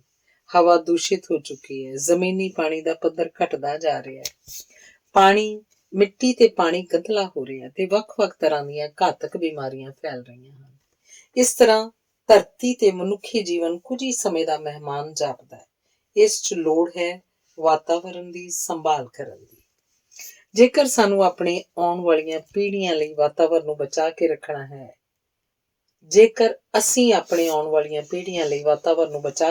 ਹੈ, ਤਾਂ ਇਹਨੂੰ ਬਚਾਉਣ ਲਈ ਸਾਨੂੰ ਹਰ ਸੰਭਵ ਕਦਮ ਚੁੱਕਣੇ ਪੈਣਗੇ। ਅਸੀਂ ਆਪਣੇ ਵਾਤਾਵਰਣ ਨੂੰ ਬਹੁਤ ਹੀ ਆਸਾਨ ਢੰਗ ਨਾਲ ਧਰਤੀ ਤੇ ਹਰ ਵਿਅਕਤੀ ਦੁਆਰਾ ਚੁੱਕੇ ਗਏ ਬਹੁਤ ਥੋੜੇ ਕਦਮਾਂ ਨਾਲ ਬਚਾ ਸਕਦੇ ਹਾਂ। ਸਾਨੂੰ ਕੂੜੇ ਦੀ ਮਾਤਰਾ ਨੂੰ ਘਟਾਉਣਾ ਚਾਹੀਦਾ ਹੈ। ਕੂੜੇ ਨੂੰ ਸਹੀ ਜਗ੍ਹਾ ਤੇ ਸੁੱਟਣਾ ਚਾਹੀਦਾ ਹੈ। ਪੋਲੀਥੀਨ ਬੈਗਾਂ ਦੀ ਵਰਤੋਂ ਬੰਦ ਕਰਨੀ ਚਾਹੀਦੀ ਹੈ। ਕੁਝ ਪੁਰਾਣੀਆਂ ਚੀਜ਼ਾਂ ਨੂੰ ਨਵੇਂ ਤਰੀਕਿਆਂ ਨਾਲ ਮੁੜ ਵਰਤੋਂ ਤੇ ਇਹਨਾਂ ਨੂੰ ਸੁੱਟਣ ਦੀ ਬਜਾਏ ਟੁੱਟੀਆਂ ਚੀਜ਼ਾਂ ਦੀ ਮੁਰੰਮਤ ਕਰਕੇ ਇਹਨਾਂ ਦੀ ਮੁੜ ਵਰਤੋਂ ਕਰਨੀ ਚਾਹੀਦੀ ਹੈ। ਸਾਨੂੰ ਰੀਚਾਰਜ ਕਰਨ ਯੋਗ ਬੈਟਰੀਆਂ ਦੀ ਵਰਤੋਂ ਕਰਨੀ ਚਾਹੀਦੀ ਹੈ। ਮੀਂਹ ਦੇ ਪਾਣੀ ਦੀ ਸੰਭਾਲ ਕਰਨੀ ਚਾਹੀਦੀ ਹੈ। ਊਰਜਾ ਦੀ ਸੰਭਾਲ ਤੇ ਬਿਜਲੀ ਦੀ ਘੱਟ ਵਰਤੋਂ ਕਰਨੀ ਚਾਹੀਦੀ ਹੈ। ਇਸ ਤਰ੍ਹਾਂ ਅਸੀਂ ਧਰਤੀ ਨੂੰ ਵਿਨਾਸ਼ ਵੱਲ ਜਾਣ ਤੋਂ ਬਚਾ ਸਕਦੇ ਹਾਂ। ਸਾਨੂੰ ਸਭ ਨੂੰ ਵਾਤਾਵਰਣ ਨੂੰ ਬਚਾਉਣ ਦਾ ਬੀੜਾ ਚੁੱਕਣਾ ਚਾਹੀਦਾ ਹੈ। ਧੰਨਵਾਦ। ਅਗਲਾ ਲੇਖ ਹੈ ਗਲੋਬਲ ਵਾਰਮਿੰਗ, ਆਲਮੀ ਤਪਸ਼। ਧਰਤੀ ਸੂਰਜ ਦੀਆਂ ਕਿਰਨਾਂ ਤੋਂ ਗਰਮੀ ਪ੍ਰਾਪਤ ਕਰਦੀ ਹੈ। ਗਰਮ ਹੋਣ ਤੋਂ ਬਾਅਦ ਇਹ ਸਾਰੀ ਗਰਮੀ ਵਾਪਸ ਛੱਡ ਦਿੰਦੀ ਹੈ। Carbon dioxide, methane, ozone, CFC ਆਦਿ ਗੈਸਾਂ ਇਸ ਵਾਪਸ ਜਾ ਰਹੀ ਗਰਮੀ ਨੂੰ ਆਪਣੇ 'ਚ ਸਮਾ ਲੈਂਦੀਆਂ ਹਨ। ਇਸ ਲਈ ਇਹਨਾਂ ਨੂੰ ਗ੍ਰੀਨ ਹਾਊਸ ਗੈਸਾਂ ਵੀ ਕਿਹਾ ਜਾਂਦਾ ਹੈ। ਇਹਨਾਂ 'ਚੋਂ ਕਾਰਬਨ ਡਾਈਆਕਸਾਈਡ ਹੀ ਲਗਭਗ 50% ਵਿਸ਼ਵ ਤਾਪ ਲਈ ਜ਼ਿੰਮੇਵਾਰ ਹੈ। ਪਿਛਲੇ ਕੁਝ ਸਾਲਾਂ 'ਚ ਖਣਿਜ ਬਾਲਣ ਦੇ ਬਲਣ ਨਾਲ ਕਾਰਬਨ ਡਾਈਆਕਸਾਈਡ ਤੇ ਹੋਰ ਗੈਸਾਂ ਵੱਧ ਗਈਆਂ ਹਨ। ਇਹਨਾਂ ਗੈਸਾਂ ਦੇ ਵਧਣ ਨਾਲ ਧਰਤੀ ਤੇ ਤਾਪਮਾਨ 'ਚ ਵਾਧਾ ਆ ਰਿਹਾ ਹੈ।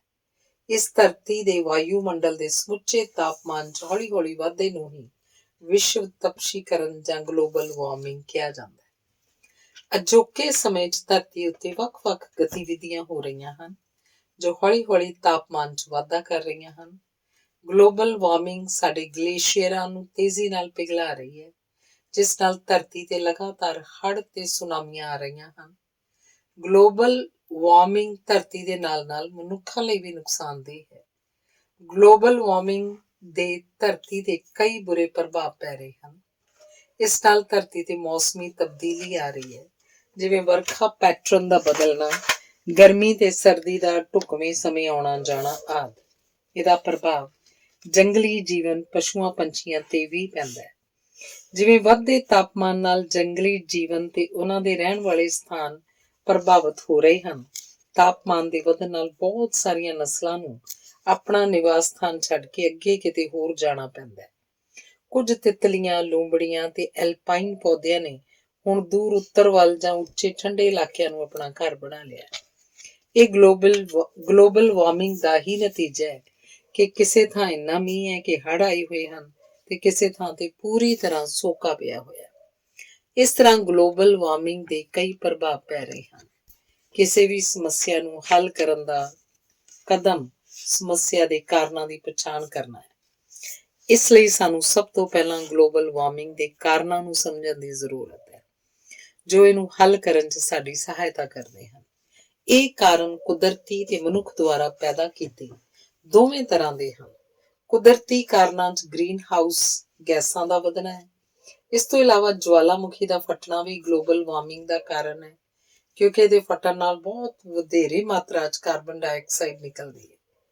ਇਸ ਤੋਂ ਬਾਅਦ ਮੋਟਰ ਗੱਡੀਆਂ ਤੇ ਕਾਰਖਾਨਿਆਂ ਵਿੱਚ ਬਾਲਣ ਦੀ ਬਹੁਤ ਜ਼ਿਆਦਾ ਵਰਤੋਂ ਵੀ ਕਾਰਬਨ ਡਾਈਆਕਸਾਈਡ ਦੇ ਪੱਧਰ ਨੂੰ ਵਧਾਉਂਦੀ ਹੈ। ਇੱਕ ਬਹੁਤ ਹੀ ਆਮ ਵਰਤਾਰਾ ਹੈ ਜੋ ਤੇਜ਼ੀ ਨਾਲ ਵਾਪਰ ਰਿਹਾ ਉਹ ਹੈ ਜੰਗਲਾਂ ਦੀ ਕਟਾਈ। ਇਸ ਤਰ੍ਹਾਂ ਗਲੋਬਲ ਵਾਰਮਿੰਗ ਕਈ ਕਾਰਨਾਂ ਦਾ ਸਿੱਟਾ ਹੈ। ਅਜੋਕੇ ਸਮੇਂ 'ਚ ਗਲੋਬਲ ਵਾਰਮਿੰਗ ਦੀ ਸਮੱਸਿਆ ਨੂੰ ਖਤਮ ਕਰਨਾ ਬਹੁਤ ਜ਼ਰੂਰੀ ਹੈ, ਨਹੀਂ ਤਾਂ ਆਉਣ ਵਾਲੇ ਸਮੇਂ 'ਚ ਧਰਤੀ ਤੇ ਸਥਿਤੀ ਬਹੁਤ ਵਿਗੜ ਜਾਏਗੀ।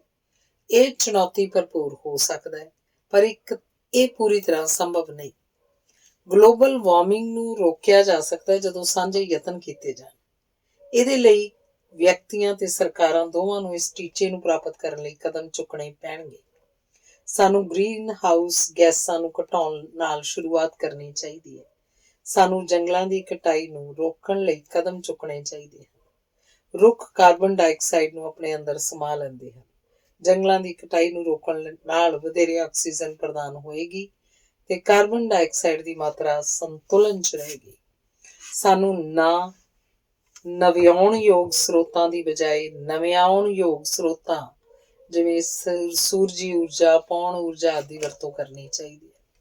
ਸਾਨੂੰ ਜਨਤਕ ਟਰਾਂਸਪੋਰਟ ਦੀ ਵਰਤੋਂ ਕਰਨੀ ਚਾਹੀਦੀ ਹੈ। ਸਾਨੂੰ ਗੈਰ ਡੀਗ੍ਰੇਡੇਬਲ ਚੀਜ਼ਾਂ ਜਿਵੇਂ ਪਲਾਸਟਿਕ ਨੂੰ ਰੀਸਾਈਕਲ ਕਰਨਾ ਚਾਹੀਦਾ ਹੈ। ਇਸ ਤਰ੍ਹਾਂ ਕੁਝ ਉਪਰਾਲਿਆਂ ਰਾਹੀਂ ਅਸੀਂ ਧਰਤੀ ਨੂੰ ਇਸ ਮਹਾ ਸੰਕਟ ਤੋਂ ਬਚਾ ਸਕਦੇ ਹਾਂ। ਧੰਨਵਾਦ। ਅਗਲਾ ਲੇਖ ਹੈ ਗਰੀਬੀ ਦੀ ਸਮੱਸਿਆ। ਗਰੀਬੀ ਤੋਂ ਭਾਵ ਉਸ ਸਮਾਜਿਕ ਸਥਿਤੀ ਤੋਂ ਹੈ ਜਿਸ 'ਚ ਇੱਕ ਵਿਅਕਤੀ ਦੀਆਂ ਮੁੱਖ ਜ਼ਰੂਰਤਾਂ ਜਿਵੇਂ ਰੋਟੀ, ਕੱਪੜਾ, ਮਕਾਨ ਤੇ ਸਿੱਖਿਆ ਪੂਰੀਆਂ ਨਹੀਂ ਹੁੰਦੀਆਂ। ਇੱਕ ਗਰੀਬ ਵਿਅਕਤੀ ਪੈਸੇ ਦੀ ਘਾਟ ਕਾਰਨ ਸਿੱਖਿਆ ਪ੍ਰਾਪਤ ਨਹੀਂ ਕਰ ਸਕਦਾ ਤੇ ਇਸ ਲਈ ਬੇਰੁਜ਼ਗਾਰ ਰਹਿੰਦਾ ਹੈ। ਇੱਕ ਬੇਰੁਜ਼ਗਾਰ ਵਿਅਕਤੀ ਪਰਿਵਾਰ ਤੇ ਉਹਨਾਂ ਦੀ ਸਿਹਤ 'ਚ ਹੋ ਰਹੀ ਗਿਰਾਵਟ ਲਈ ਲੋੜੀਂਦਾ ਤੇ ਪੌਸ਼ਟਿਕ ਭੋਜਨ ਨਹੀਂ ਖਰੀਦ ਸਕਦਾ। ਕਮਜ਼ੋਰ ਵਿਅਕਤੀ ਕੋਲ ਨੌਕਰੀ ਲਈ ਲੋੜੀਂਦੀ ਤਾਕਤ ਦੀ ਘਾਟ ਹੁੰਦੀ ਹੈ। ਬੇਰੁਜ਼ਗਾਰ ਵਿਅਕਤੀ ਹਮੇਸ਼ਾ ਗਰੀਬ ਰਹਿੰਦਾ। ਇਸ ਤਰ੍ਹਾਂ ਅਸੀਂ ਕਹਿ ਸਕਦੇ ਹਾਂ ਕਿ ਗਰੀਬੀ ਦੂਜੀਆਂ ਹੋਰ ਕਈ ਸਮੱਸਿਆਵਾਂ ਦੀ ਜੜ੍ਹ ਹੈ। ਅਜੋਕੇ ਸਮੇਂ 'ਚ ਗਰੀਬੀ ਦੀ ਸਮੱਸਿਆ ਭਾਰਤ 'ਚ ਆਪਣਾ ਵਿਕਰਾਲ ਰੂਪ ਧਾਰ ਚੁੱਕੀ ਹੈ।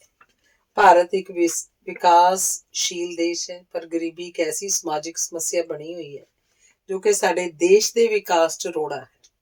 ਸਾਲ 2011-12 ਦੇ ਸਰਵੇਖਣ ਅਨੁਸਾਰ ਭਾਰਤ 'ਚ ਗਰੀਬੀ ਰੇਖਾ ਦੇ ਥੱਲੇ ਰਹਿਣ ਵਾਲੀ ਆਬਾਦੀ ਦੀ ਸੰਖਿਆ 21.9% ਸੀ। ਸਾਡੇ ਦੇਸ਼ 'ਚ ਗਰੀਬੀ ਦੇ ਬਹੁਤ ਬੁਰੇ ਪ੍ਰਭਾਵ ਪੈਂਦੇ ਹਨ, ਜਿਨ੍ਹਾਂ 'ਚੋਂ ਸਭ ਤੋਂ ਮੁੱਖ ਪ੍ਰਭਾਵ ਸਾਡੇ ਦੇਸ਼ ਦੀ ਆਰਥਿਕ ਤਰੱਕੀ ਤੇ ਪੈਂਦਾ ਹੈ। ਇਸ ਤੋਂ ਇਲਾਵਾ ਗਰੀਬੀ ਅਨਪੜ੍ਹਤਾ ਦਾ ਕਾਰਨ ਬਣਦੀ ਹੈ। ਗਰੀਬ ਲੋਕ ਆਪਣੇ ਬੱਚਿਆਂ ਨੂੰ ਸਹੀ ਤੇ ਲੋੜੀਂਦੀ ਸਿੱਖਿਆ ਤੇ ਸਹੀ ਪੋਸ਼ਣ ਪ੍ਰਦਾਨ ਨਹੀਂ ਕਰ ਪਾਉਂਦੇ, ਜਿਸ ਨਾਲ ਬੱਚਿਆਂ ਨੂੰ ਛੋਟੀ ਜਿਹੀ ਉਮਰ 'ਚ ਹੀ ਮਜ਼ਦੂਰੀ ਕਰਨੀ ਪੈਂਦੀ ਹੈ। ਉਹਨਾਂ 'ਚੋਂ ਕੁਝ ਚੋਰੀ, ਕਤਲ, ਲੁੱਟਾਂ ਖੋਹਾਂ ਆਦਿ ਜੁਰਮਾਂ 'ਚ ਵੀ ਸ਼ਾਮਲ ਹੋ ਸਕਦੇ ਹਨ। ਗਰੀਬ ਲੋਕ ਆਪਣਾ ਇਲਾਜ ਸਮੇਂ ਸਿਰ ਨਹੀਂ ਕਰਵਾਉਂਦੇ, ਜਿਸ ਨਾਲ ਉਹਨਾਂ ਦੀ ਸਿਹਤ ਤੇ ਪ੍ਰਭਾਵ ਪੈਂਦਾ ਹੈ। ਭਾਰਤ ਇੱਕ ਲੋਕਤੰਤਰੀ ਦੇਸ਼ ਹੈ। ਲੋਕਤੰਤਰ ਨੂੰ ਸਫਲ ਤੇ ਮਜ਼ਬੂਤ ਬਣਾਉਣ ਲਈ ਦੇਸ਼ ਦੇ ਨਾਗਰਿਕਾਂ ਦਾ ਚੇਤਨ ਰਹਿਣਾ ਬਹੁਤ ਜ਼ਰੂਰੀ ਹੁੰਦਾ, ਪਰ ਗਰੀਬੀ ਅਤੇ ਅਨਪੜ੍ਹਤਾ ਦੇ ਕਾਰਨ ਲੋਕ ਚੇਤਨ ਨਹੀਂ ਹੁੰਦੇ ਤੇ ਨਾ ਹੀ ਉਹ ਕਿਸੇ ਰਾਜਨੀਤਿਕ ਸਰਗਰਮੀਆਂ 'ਚ ਹਿੱਸਾ ਲੈਂਦੇ ਹਨ, ਜਿਸ ਕਰਕੇ ਲੋਕਤੰਤਰ ਕਮਜ਼ੋਰ ਪੈਂਦਾ ਹੈ। ਹੋਰ ਤਾਂ ਹੋਰ ਗਰੀਬ ਲੋਕ ਚੋਣਾਂ 'ਚ ਵੀ ਜਾਂ ਤਾਂ ਬਹੁਤ ਘੱਟ ਹਿੱਸਾ ਪਾਉਂਦੇ ਹਨ, ਜਾਂ ਤਾਂ ਅਣਜਾਣੇ ਵਿੱਚ ਜਾਂ ਕਿਸੇ ਦਬਾਅ ਥੱਲੇ ਆ ਕੇ ਆਪਣਾ ਵੋਟ ਪਾ ਦਿੰਦੇ ਹਨ। ਇਹਨਾਂ ਦੀ ਅਨਪੜ੍ਹਤਾ ਤੇ ਅਚੇਤਨਤਾ ਦਾ ਸਭ ਤੋਂ ਵੱਧ ਲਾਭ ਰਾਜਸੀ ਲੀਡਰ ਇਹਨਾਂ ਦੀਆਂ ਵੋਟਾਂ ਖਰੀਦ ਕੇ ਲੈ ਲੈਂਦੇ ਹਨ। ਇਸ ਤਰ੍ਹਾਂ ਗਰੀਬੀ ਸਾਡੇ ਦੇਸ਼ ਲਈ ਆਰਥਿਕ, ਸਮਾਜਿਕ ਤੇ ਰਾਜਨੀਤਿਕ ਹਰ ਪੱਖੋਂ ਗਲਤ ਹੈ। ਗਰੀਬੀ ਇੱਕ ਸਮਾਜਿਕ ਕੋੜ ਹੈ ਜਿਹਨੂੰ ਖਤਮ ਕਰਨਾ ਜਾਂ ਘੱਟ ਕਰਨਾ ਬਹੁਤ ਜ਼ਰੂਰੀ ਹੈ। ਇਹਨੂੰ ਖਤਮ ਕਰਨ ਲਈ ਸਭ ਤੋਂ ਪਹਿਲਾਂ ਤਾਂ ਵਧੀ ਹੋਈ ਮੌਜੂਦਾ ਜਨਸੰਖਿਆ ਦਰ ਪਾਲਿਸੀ ਲਾਗੂ ਕਰਕੇ ਘਟਾਉਣੀ ਤੇ ਜਨਮ ਨਿਯੰਤਰਣ ਨੂੰ ਉਤਸ਼ਾਹਿਤ ਕਰਨ ਲਈ ਜਾਗਰੂਕਤਾ ਫੈਲਾਉਣੀ ਚਾਹੀਦੀ ਹੈ। ਇਸ ਤੋਂ ਇਲਾਵਾ ਸਾਡੀ ਸਰਕਾਰ ਦੀ ਜ਼ਿੰਮੇਵਾਰੀ ਬਣਦੀ ਹੈ ਕਿ ਦੇਸ਼ 'ਚ ਰੁਜ਼ਗਾਰ ਦੇ ਮੌਕੇ ਵਧਾਉਣ ਲਈ ਸਾਰੇ ਯਤਨ ਕੀਤੇ ਜਾਣ, ਜਾਂ ਤਾਂ ਵਧੇਰੇ ਵਿਦੇਸ਼ੀ ਨਿਵੇਸ਼ਾਂ ਨੂੰ ਸੱਦਾ ਦੇ ਕੇ ਜਾਂ ਸਵੈ ਰੁਜ਼ਗਾਰ ਯੋਜਨਾਵਾਂ ਨੂੰ ਉਤਸ਼ਾਹਿਤ ਕਰਕੇ ਲੋਕਾਂ ਦੇ ਜੀਵਨ ਦੀਆਂ ਮੁੱਖ ਲੋੜਾਂ ਜਿਵੇਂ ਖਾਣਾ ਪੀਣਾ, ਪੀਣ ਵਾਲਾ ਸਾਫ਼ ਪਾਣੀ, ਸਿਹਤ ਸੰਬੰਧਿਤ ਸੇਵਾਵਾਂ ਆਦਿ ਨੂੰ ਵਧੇਰੇ ਆਸਾਨੀ ਨਾਲ ਉਪਲਬਧ ਕਰਵਾਉਣਾ ਚਾਹੀਦਾ ਹੈ। ਗਰੀਬ ਬੱਚਿਆਂ ਦੀ ਸਿੱਖਿਆ ਲਈ ਮੁਫਤ ਹਾਈ ਸਕੂਲ ਸਿੱਖਿਆ ਨੂੰ ਸਰਕਾਰ ਦੁਆਰਾ ਯਕੀਨੀ ਬਣਾਉਣਾ ਚਾਹੀਦਾ ਹੈ। ਸਰਕਾਰ ਦੁਆਰਾ ਲਾਗੂ ਕੀਤੀਆਂ ਗਰੀਬੀ ਹਟਾਓ ਯੋਜਨਾਵਾਂ ਨੂੰ ਚੰਗੀ ਤਰ੍ਹਾਂ ਚਲਾਉਣਾ ਚਾਹੀਦਾ ਹੈ ਤਾਂ ਜੋ ਗਰੀਬ ਲੋਕ ਆਪਣੇ ਜੀਵਨ ਪੱਧਰ ਨੂੰ ਉੱਚਾ ਕਰ ਸਕਣ। ਇਸ ਤਰ੍ਹਾਂ ਸਰਕਾਰ ਦੁਆਰਾ ਕੀਤੇ ਜਾਣ ਵਾਲੇ ਕੁਝ ਉਪਰਾਲਿਆਂ ਨਾਲ ਸਾਡੇ ਦੇਸ਼ 'ਚ ਗਰੀਬੀ ਨੂੰ ਕਾਫੀ ਹੱਦ ਤੱਕ ਦੂਰ ਕੀਤਾ ਜਾ ਸਕਦਾ ਹੈ। ਧੰਨਵਾਦ। ਅਗਲਾ ਲੇਖ ਹੈ ਪੰਜਾਬੀ ਨੌਜਵਾਨਾਂ ਦੀ ਵਿਦੇਸ਼ਾਂ ਵੱਲ ਦੌੜ। ਪੰਜਾਬ ਦੇ ਲੋਕਾਂ, ਖਾਸ ਕਰ ਨੌਜਵਾਨਾਂ ਦੇ ਦਿਲਾਂ 'ਚ ਵਿਦੇਸ਼ਾਂ 'ਚ ਜਾ ਕੇ ਕੰਮ ਕਰਨ ਤੇ ਵਸਣ ਦੀ ਚਾਹ ਹਮੇਸ਼ਾ ਉਸਲਵੱਟੇ ਲੈਂਦੀ ਰਹੀ ਹੈ ਤੇ ਆਪਣੇ ਇਸ ਉਦੇਸ਼ ਦੀ ਪੂਰਤੀ ਲਈ ਉਹ ਆਪਣਾ ਸਭ ਕੁਝ ਦਾਅ ਤੇ ਲਾ ਕੇ ਹਰ ਢੰਗ ਤਰੀਕਾ ਅਪਣਾਉਣ ਲਈ ਤਿਆਰ ਰਹੇ ਹਨ, ਭਾਵੇਂ ਉਹ ਜਾਇਜ਼ ਹੋਵੇ ਜਾਂ ਨਾਜਾਇਜ਼, ਕਾਨੂੰਨੀ ਹੋਵੇ ਜਾਂ ਗੈਰ ਕਾਨੂੰਨੀ, ਨੈਤਿਕ ਹੋਵੇ ਜਾਂ ਅਨੈਤਿਕ, ਸੁਰੱਖਿਅਤ ਹੋਵੇ ਜਾਂ ਜੋਖਮ ਭਰਿਆ। ਅਜੋਕੇ ਸਮੇਂ 'ਚ ਤਾਂ ਇਹ ਸਥਿਤੀ ਹੋ ਚੁੱਕੀ ਹੈ ਕਿ ਪੰਜਾਬੀ ਨੌਜਵਾਨਾਂ ਦੀ ਇਸ ਪ੍ਰਬਲ ਇੱਛਾ ਨੂੰ ਪੂਰਾ ਕਰਨ ਲਈ ਇਹਦਾ ਵਪਾਰੀਕਰਨ ਹੋ ਚੁੱਕਾ ਹੈ। ਥਾਂ ਥਾਂ ਤੇ ਵਿਦੇਸ਼ ਭੇਜਣ ਦਾ ਦਾਅਵਾ ਕਰਨ ਵਾਲੇ ਏਜੰਟਾਂ ਨੇ ਆਪਣੀਆਂ ਦੁਕਾਨਦਾਰੀਆਂ ਖੋਲ੍ਹੀਆਂ ਹੋਈਆਂ। ਇਸ ਤੋਂ ਵੀ ਬੁਰੀ ਗੱਲ ਤਾਂ ਇਹ ਹੈ ਕਿ ਪੰਜਾਬੀ ਨੌਜਵਾਨ ਇਹਨਾਂ ਏਜੰਟਾਂ ਦੇ ਚੱਕਰ ਕੱਟਦੇ ਰਹਿੰਦੇ ਹਨ ਤੇ ਆਪਣੀ ਸਾਰੀ ਪੂੰਜੀ ਤੇ ਜਾਇਦਾਦ ਵੇਚ ਕੇ ਆਪਣਾ ਸਭ ਕੁਝ ਇਹਨਾਂ ਪਿੱਛੇ ਲੁਟਾ ਦਿੰਦੇ ਹਨ। ਪਰ ਦੁੱਖ ਦੀ ਗੱਲ ਇਹ ਹੈ, ਹਰ ਰੋਜ਼ ਅਖਬਾਰਾਂ 'ਚ ਅਜਿਹੇ ਨੌਜਵਾਨਾਂ ਦੀ ਖੱਜਲ ਖੁਆਰੀ, ਦੁਰਦਸ਼ਾ ਨੂੰ ਦੇਖ ਕੇ ਤੇ ਪਿੱਛੇ ਰਹੇ ਇਹਨਾਂ ਦੇ ਕਰਜ਼ਈ ਹੋ ਚੁੱਕੇ ਮਾਪਿਆਂ ਦੇ ਮਾਨਸਿਕ ਕਸ਼ਟਾਂ ਬਾਰੇ ਪੜ੍ਹ ਕੇ ਵੀ ਲੋਕਾਂ ਤੇ ਨੌਜਵਾਨਾਂ 'ਚੋਂ ਵਿਦੇਸ਼ ਜਾਣ ਦੀ ਇੱਛਾ ਮੱਠੀ ਨਹੀਂ ਹੁੰਦੀ, ਸਗੋਂ ਪਹਿਲਾਂ ਵਾਂਗ ਹੀ ਉਹ ਏਜੰਟਾਂ ਦੇ ਚੱਕਰ ਕੱਟ ਰਹੇ ਹੁੰਦੇ ਹਨ। ਇਸ ਵੱਧਦੀ ਹੋਈ ਵਿਦੇਸ਼ ਜਾਣ ਦੀ ਇੱਛਾ ਦੇ ਕਈ ਕਾਰਨ ਹਨ। ਇਹਦਾ ਮੁੱਖ ਕਾਰਨ ਇਹ ਹੈ ਕਿ ਸਾਡੇ ਦੇਸ਼ 'ਚ ਨੌਜਵਾਨਾਂ ਨੂੰ ਆਪਣਾ ਭਵਿੱਖ ਧੁੰਦਲਾ ਦਿਖਾਈ ਦਿੰਦਾ ਹੈ। ਪੜ੍ਹ ਲਿਖ ਕੇ ਵੀ ਨੌਕਰੀ ਮਿਲਣ ਦੇ ਮੌਕੇ ਬਹੁਤ ਘੱਟ ਹੁੰਦੇ ਹਨ। ਉੱਪਰੋਂ ਖੇਤੀ ਕੋਈ ਲਾਭਦਾਇਕ ਕਿੱਤਾ ਨਹੀਂ ਰਿਹਾ ਤੇ ਕਰਜ਼ਿਆਂ ਹੇਠ ਦੱਬੇ ਕਿਸਾਨ ਖੁਦਕੁਸ਼ੀਆਂ ਕਰ ਰਹੇ ਹਨ। ਨੌਜਵਾਨ ਅਜਿਹੀ ਸਥਿਤੀ 'ਚੋਂ ਨਿਕਲਣ ਦਾ ਇੱਕੋ ਹੱਲ ਵਿਦੇਸ਼ ਜਾ ਕੇ ਕੰਮ ਕਰਨ 'ਚ ਹੀ ਸਮਝਦਾ ਹੈ, ਕਿਉਂਕਿ ਜਦੋਂ ਵਿਦੇਸ਼ 'ਚ ਜਾ ਕੇ ਕੰਮ ਕਰ ਰਹੇ ਕਿਸੇ ਨੌਜਵਾਨ ਦੇ ਘਰ ਦੀ ਵੱਧ ਰਹੀ ਖੁਸ਼ਹਾਲੀ ਵੱਲ ਉਹਨਾਂ ਦੇ ਮਾਪੇ ਦੇਖਦੇ ਹਨ ਤਾਂ ਮਾਪੇ ਵੀ ਚਾਹੁੰਦੇ ਹਨ ਕਿ ਉਹਨਾਂ ਦਾ ਧੀ ਪੁੱਤਰ ਵੀ ਕਿਸੇ ਨਾ ਕਿਸੇ ਤਰ੍ਹਾਂ ਵਿਦੇਸ਼ 'ਚ ਹੀ ਚਲਾ ਜਾਵੇ। ਇਹਦੇ ਨਾਲ ਹੀ ਪੰਜਾਬ 'ਚ ਨੌਜਵਾਨਾਂ ਨੂੰ ਨਸ਼ਿਆਂ ਦੇ ਸ਼ਿਕਾਰ ਹੁੰਦੇ ਵੇਖ ਕੇ ਵੀ ਮਾਪੇ ਚਾਹੁੰਦੇ ਹਨ ਕਿ ਉਹਨਾਂ ਦਾ ਪੁੱਤਰ ਕਿਸੇ ਤਰ੍ਹਾਂ ਇਸ ਵਾਤਾਵਰਨ 'ਚੋਂ ਬਾਹਰ ਹੀ ਨਿਕਲ ਜਾਏ। ਇਸ ਤੋਂ ਇਲਾਵਾ ਲੋਕ ਜਦੋਂ ਵਿਦੇਸ਼ਾਂ 'ਚ ਖੁਸ਼ਹਾਲੀ ਤੇ ਤਰੱਕੀ ਦੇ ਮੌਕੇ, ਜਿਵੇਂ ਉੱਥੋਂ ਦੀ ਅਮਨ ਕਾਨੂੰਨ ਵਿਵਸਥਾ, ਲੋਕ ਹਿਤੈਸ਼ੀ ਪੁਲਿਸ, ਭ੍ਰਿਸ਼ਟਾਚਾਰ ਤੇ ਵੱਡੀ ਖੋਰੀ ਦੀ ਅਣਹੋਂਦ ਬਾਰੇ ਸੁਣਦੇ ਹਨ ਤਾਂ ਉਹਨਾਂ ਦੇ ਮਨਾਂ 'ਚ ਵੀ ਉੱਥੇ ਜਾ ਕੇ ਕਮਾਈ ਕਰਨ ਦੀ ਇੱਛਾ ਤੀਬਰ ਹੋ ਜਾਂਦੀ ਹੈ। ਇਸ ਤਰ੍ਹਾਂ ਅਸੀਂ ਇਹ ਸਿੱਟਾ ਕੱਢ ਸਕਦੇ ਹਾਂ ਕਿ ਨੌਜਵਾਨਾਂ ਦੀ ਵਿਦੇਸ਼ਾਂ ਵੱਲ ਦੌੜ ਨੂੰ ਰੋਕਣ ਲਈ ਸਾਡੀਆਂ ਸਰਕਾਰਾਂ ਦੀ ਜ਼ਿੰਮੇਵਾਰੀ ਵਧੇਰੇ ਹੈ। ਸਰਕਾਰ ਨੂੰ ਦੇਸ਼ 'ਚ ਖੇਤੀ, ਵਪਾਰ ਤੇ ਸਰਕਾਰੀ ਨੌਕਰੀਆਂ ਦੇ ਖੇਤਰ ਦਾ ਵਿਕਾਸ ਤੇ ਪੜ੍ਹਾਈ ਲਿਖਾਈ ਦੇ ਸਿਖਲਾਈ ਦੇ ਮੌਕੇ ਪੈਦਾ ਕਰਨੇ ਚਾਹੀਦੇ ਹਨ। ਸਰਕਾਰ ਨੂੰ ਚਾਹੀਦਾ ਹੈ ਕਿ ਸਾਡੇ ਨੌਜਵਾਨਾਂ ਲਈ ਰੁਜ਼ਗਾਰ ਦੇ ਸਾਧਨ ਪੈਦਾ ਕਰਨ ਤਾਂ ਜੋ ਨੌਜਵਾਨਾਂ ਨੂੰ ਵਿਦੇਸ਼ਾਂ ਵੱਲ ਮੂੰਹ ਨਾ ਕਰਨਾ ਪਵੇ। ਇਹਦੇ ਨਾਲ ਹੀ ਸਰਕਾਰ ਨੂੰ ਪੰਜਾਬ 'ਚੋਂ ਨਸ਼ੇ ਦੇ ਵਪਾਰ ਨੂੰ ਖਤਮ ਕਰਨਾ ਚਾਹੀਦਾ ਹੈ ਤਾਂ ਜੋ ਮਾਪਿਆਂ ਨੂੰ ਆਪਣੇ ਬੱਚਿਆਂ ਦਾ ਭਵਿੱਖ ਖਤਰੇ 'ਚ ਨਾ ਲੱਗੇ। ਸਾਡੇ ਦੇਸ਼ 'ਚ ਹਰ ਸਾਲ ਕਿਸੇ ਨਾ ਕਿਸੇ ਖੇਤਰ 'ਚ ਨੌਜਵਾਨਾਂ ਲਈ ਭਰਤੀਆਂ ਨਿਕਲਦੀਆਂ ਹਨ, ਪਰ ਬੁਰੀ ਗੱਲ ਇਹ ਹੈ ਕਿ ਕੁਝ ਪ੍ਰੀਖਿਆਵਾਂ ਦੇ ਨਤੀਜੇ ਹੀ 1-2 ਸਾਲਾਂ ਤੱਕ ਨਹੀਂ ਆਉਂਦੇ। ਚੋਣਾਂ ਦੌਰਾਨ ਸਰਕਾਰਾਂ ਭਰਤੀਆਂ ਕੱਢਣ ਲੱਗਦੀਆਂ ਹਨ, ਪਰ ਚੋਣਾਂ ਤੋਂ ਬਾਅਦ ਇਹਨਾਂ ਦਾ ਕਿਤੇ ਕੋਈ ਜ਼ਿਕਰ ਨਹੀਂ ਹੁੰਦਾ।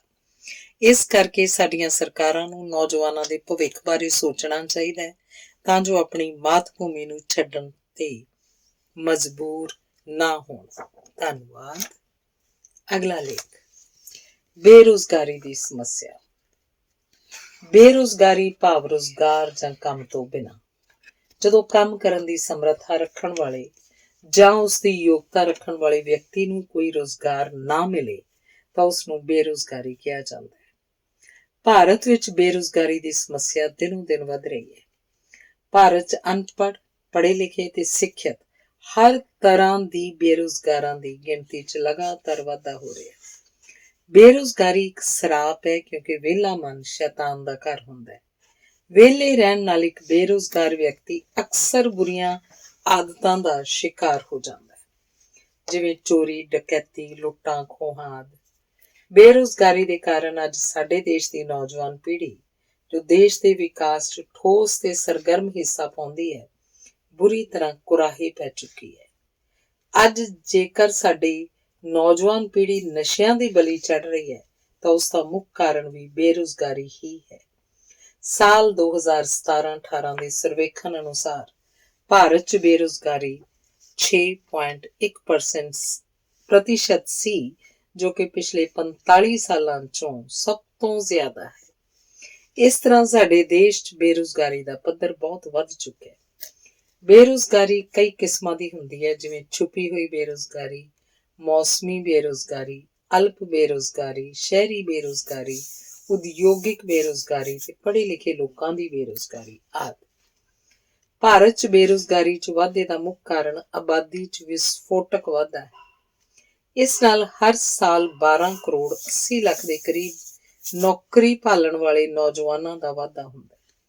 ਇਹਦੇ ਨਾਲ ਹੀ ਸਾਡੇ ਦੇਸ਼ 'ਚ ਆਰਥਿਕ ਵਿਕਾਸ ਦੀ ਮੱਧਮ ਰਫ਼ਤਾਰ, ਯੋਜਨਾਵਾਂ ਦੀ ਅਸਫਲਤਾ, ਖੇਤੀਬਾੜੀ ਦੇ ਵਿਕਾਸ ਵੱਲ ਲੋੜੀਂਦਾ ਧਿਆਨ ਨਾ ਦਿੱਤਾ ਜਾਣਾ, ਲਘੂ ਉਦਯੋਗਾਂ ਪ੍ਰਤੀ ਅਣਗਹਿਲੀ, ਉਦਯੋਗਿਕ ਵਿਕਾਸ ਦੀ ਨੀਵੀਂ ਦਰ, ਦੋਸ਼ਪੂਰਨ ਸਿੱਖਿਆ ਪ੍ਰਣਾਲੀ, ਸਰਕਾਰੀ ਅਦਾਰਿਆਂ ਦਾ ਅੰਨ੍ਹੇਵਾਹ ਨਿੱਜੀਕਰਨ, ਰਾਜਨੀਤਿਕ ਭ੍ਰਿਸ਼ਟਾਚਾਰ, ਸਵੈ ਰੁਜ਼ਗਾਰ ਲਈ ਸਾਧਨਾਂ ਦੀ ਕਮੀ ਆਦਿ ਕਈ ਕਾਰਨ ਹਨ। ਇਹਨਾਂ ਤੋਂ ਇਲਾਵਾ ਭਾਰਤ 'ਚ ਬੇਰੁਜ਼ਗਾਰੀ ਦਾ ਕਾਰਨ ਅਨਪੜ੍ਹਤਾ ਤੇ ਗਰੀਬੀ ਵੀ ਹੈ। ਸਾਡੇ ਕਈ ਅਨਪੜ੍ਹ ਅਗਿਆਨੀਆਂ ਨੂੰ ਤਾਂ ਇਹ ਵੀ ਪਤਾ ਨਹੀਂ ਹੁੰਦਾ ਕਿ ਦੇਸ਼ 'ਚ ਕਿੱਥੇ ਕੋਈ ਥਾਂ ਖਾਲੀ ਹੈ, ਤੇ ਉਹ ਆਪਣੀ ਅਗਿਆਨਤਾ ਕਰਕੇ ਵਿਹਲੇ ਬੈਠੇ ਰਹਿੰਦੇ ਹਨ। ਨੌਜਵਾਨਾਂ 'ਚ ਖੇਤੀਬਾੜੀ ਵੱਲ ਘਟਦਾ ਹੋਇਆ ਰੁਝਾਨ ਵੀ ਬੇਰੁਜ਼ਗਾਰੀ ਦਾ ਕਾਰਨ ਹੈ, ਜਿਸ ਕਰਕੇ ਪਿੰਡਾਂ ਦੇ ਨੌਜਵਾਨ ਸ਼ਹਿਰਾਂ ਵੱਲ ਕੰਮ ਦੀ ਭਾਲ 'ਚ ਜਾ ਰਹੇ ਹਨ। ਇਸ ਤਰ੍ਹਾਂ ਬੇਰੁਜ਼ਗਾਰੀ ਦੇ ਕਈ ਕਾਰਨ ਹਨ। ਕਿਹਾ ਜਾਂਦਾ ਹੈ ਕਿ ਦੇਸ਼ ਦੇ ਨੌਜਵਾਨ ਦੇਸ਼ ਦਾ ਭਵਿੱਖ ਹੁੰਦੇ ਹਨ, ਪਰ ਅਜੋਕੇ ਸਮੇਂ 'ਚ ਸਾਡੀ ਨੌਜਵਾਨ ਪੀੜ੍ਹੀ ਰੁਜ਼ਗਾਰ ਦੀ ਭਾਲ 'ਚ ਦਰ-ਦਰ ਧੱਕੇ ਖਾ ਰਹੀ ਹੈ। ਇਸ ਤਰ੍ਹਾਂ ਬੇਰੁਜ਼ਗਾਰ ਦੇਸ਼ ਦੇ ਵਿਕਾਸ ਲਈ ਰੁਕਾਵਟ ਬਣੀ ਹੋਈ ਹੈ। ਹੁਣ ਸਮੇਂ ਦੀ ਮੰਗ ਇਸ ਸਮਾਜਿਕ ਕੋੜ ਨੂੰ ਖਤਮ ਕਰਨ ਦੀ ਹੈ।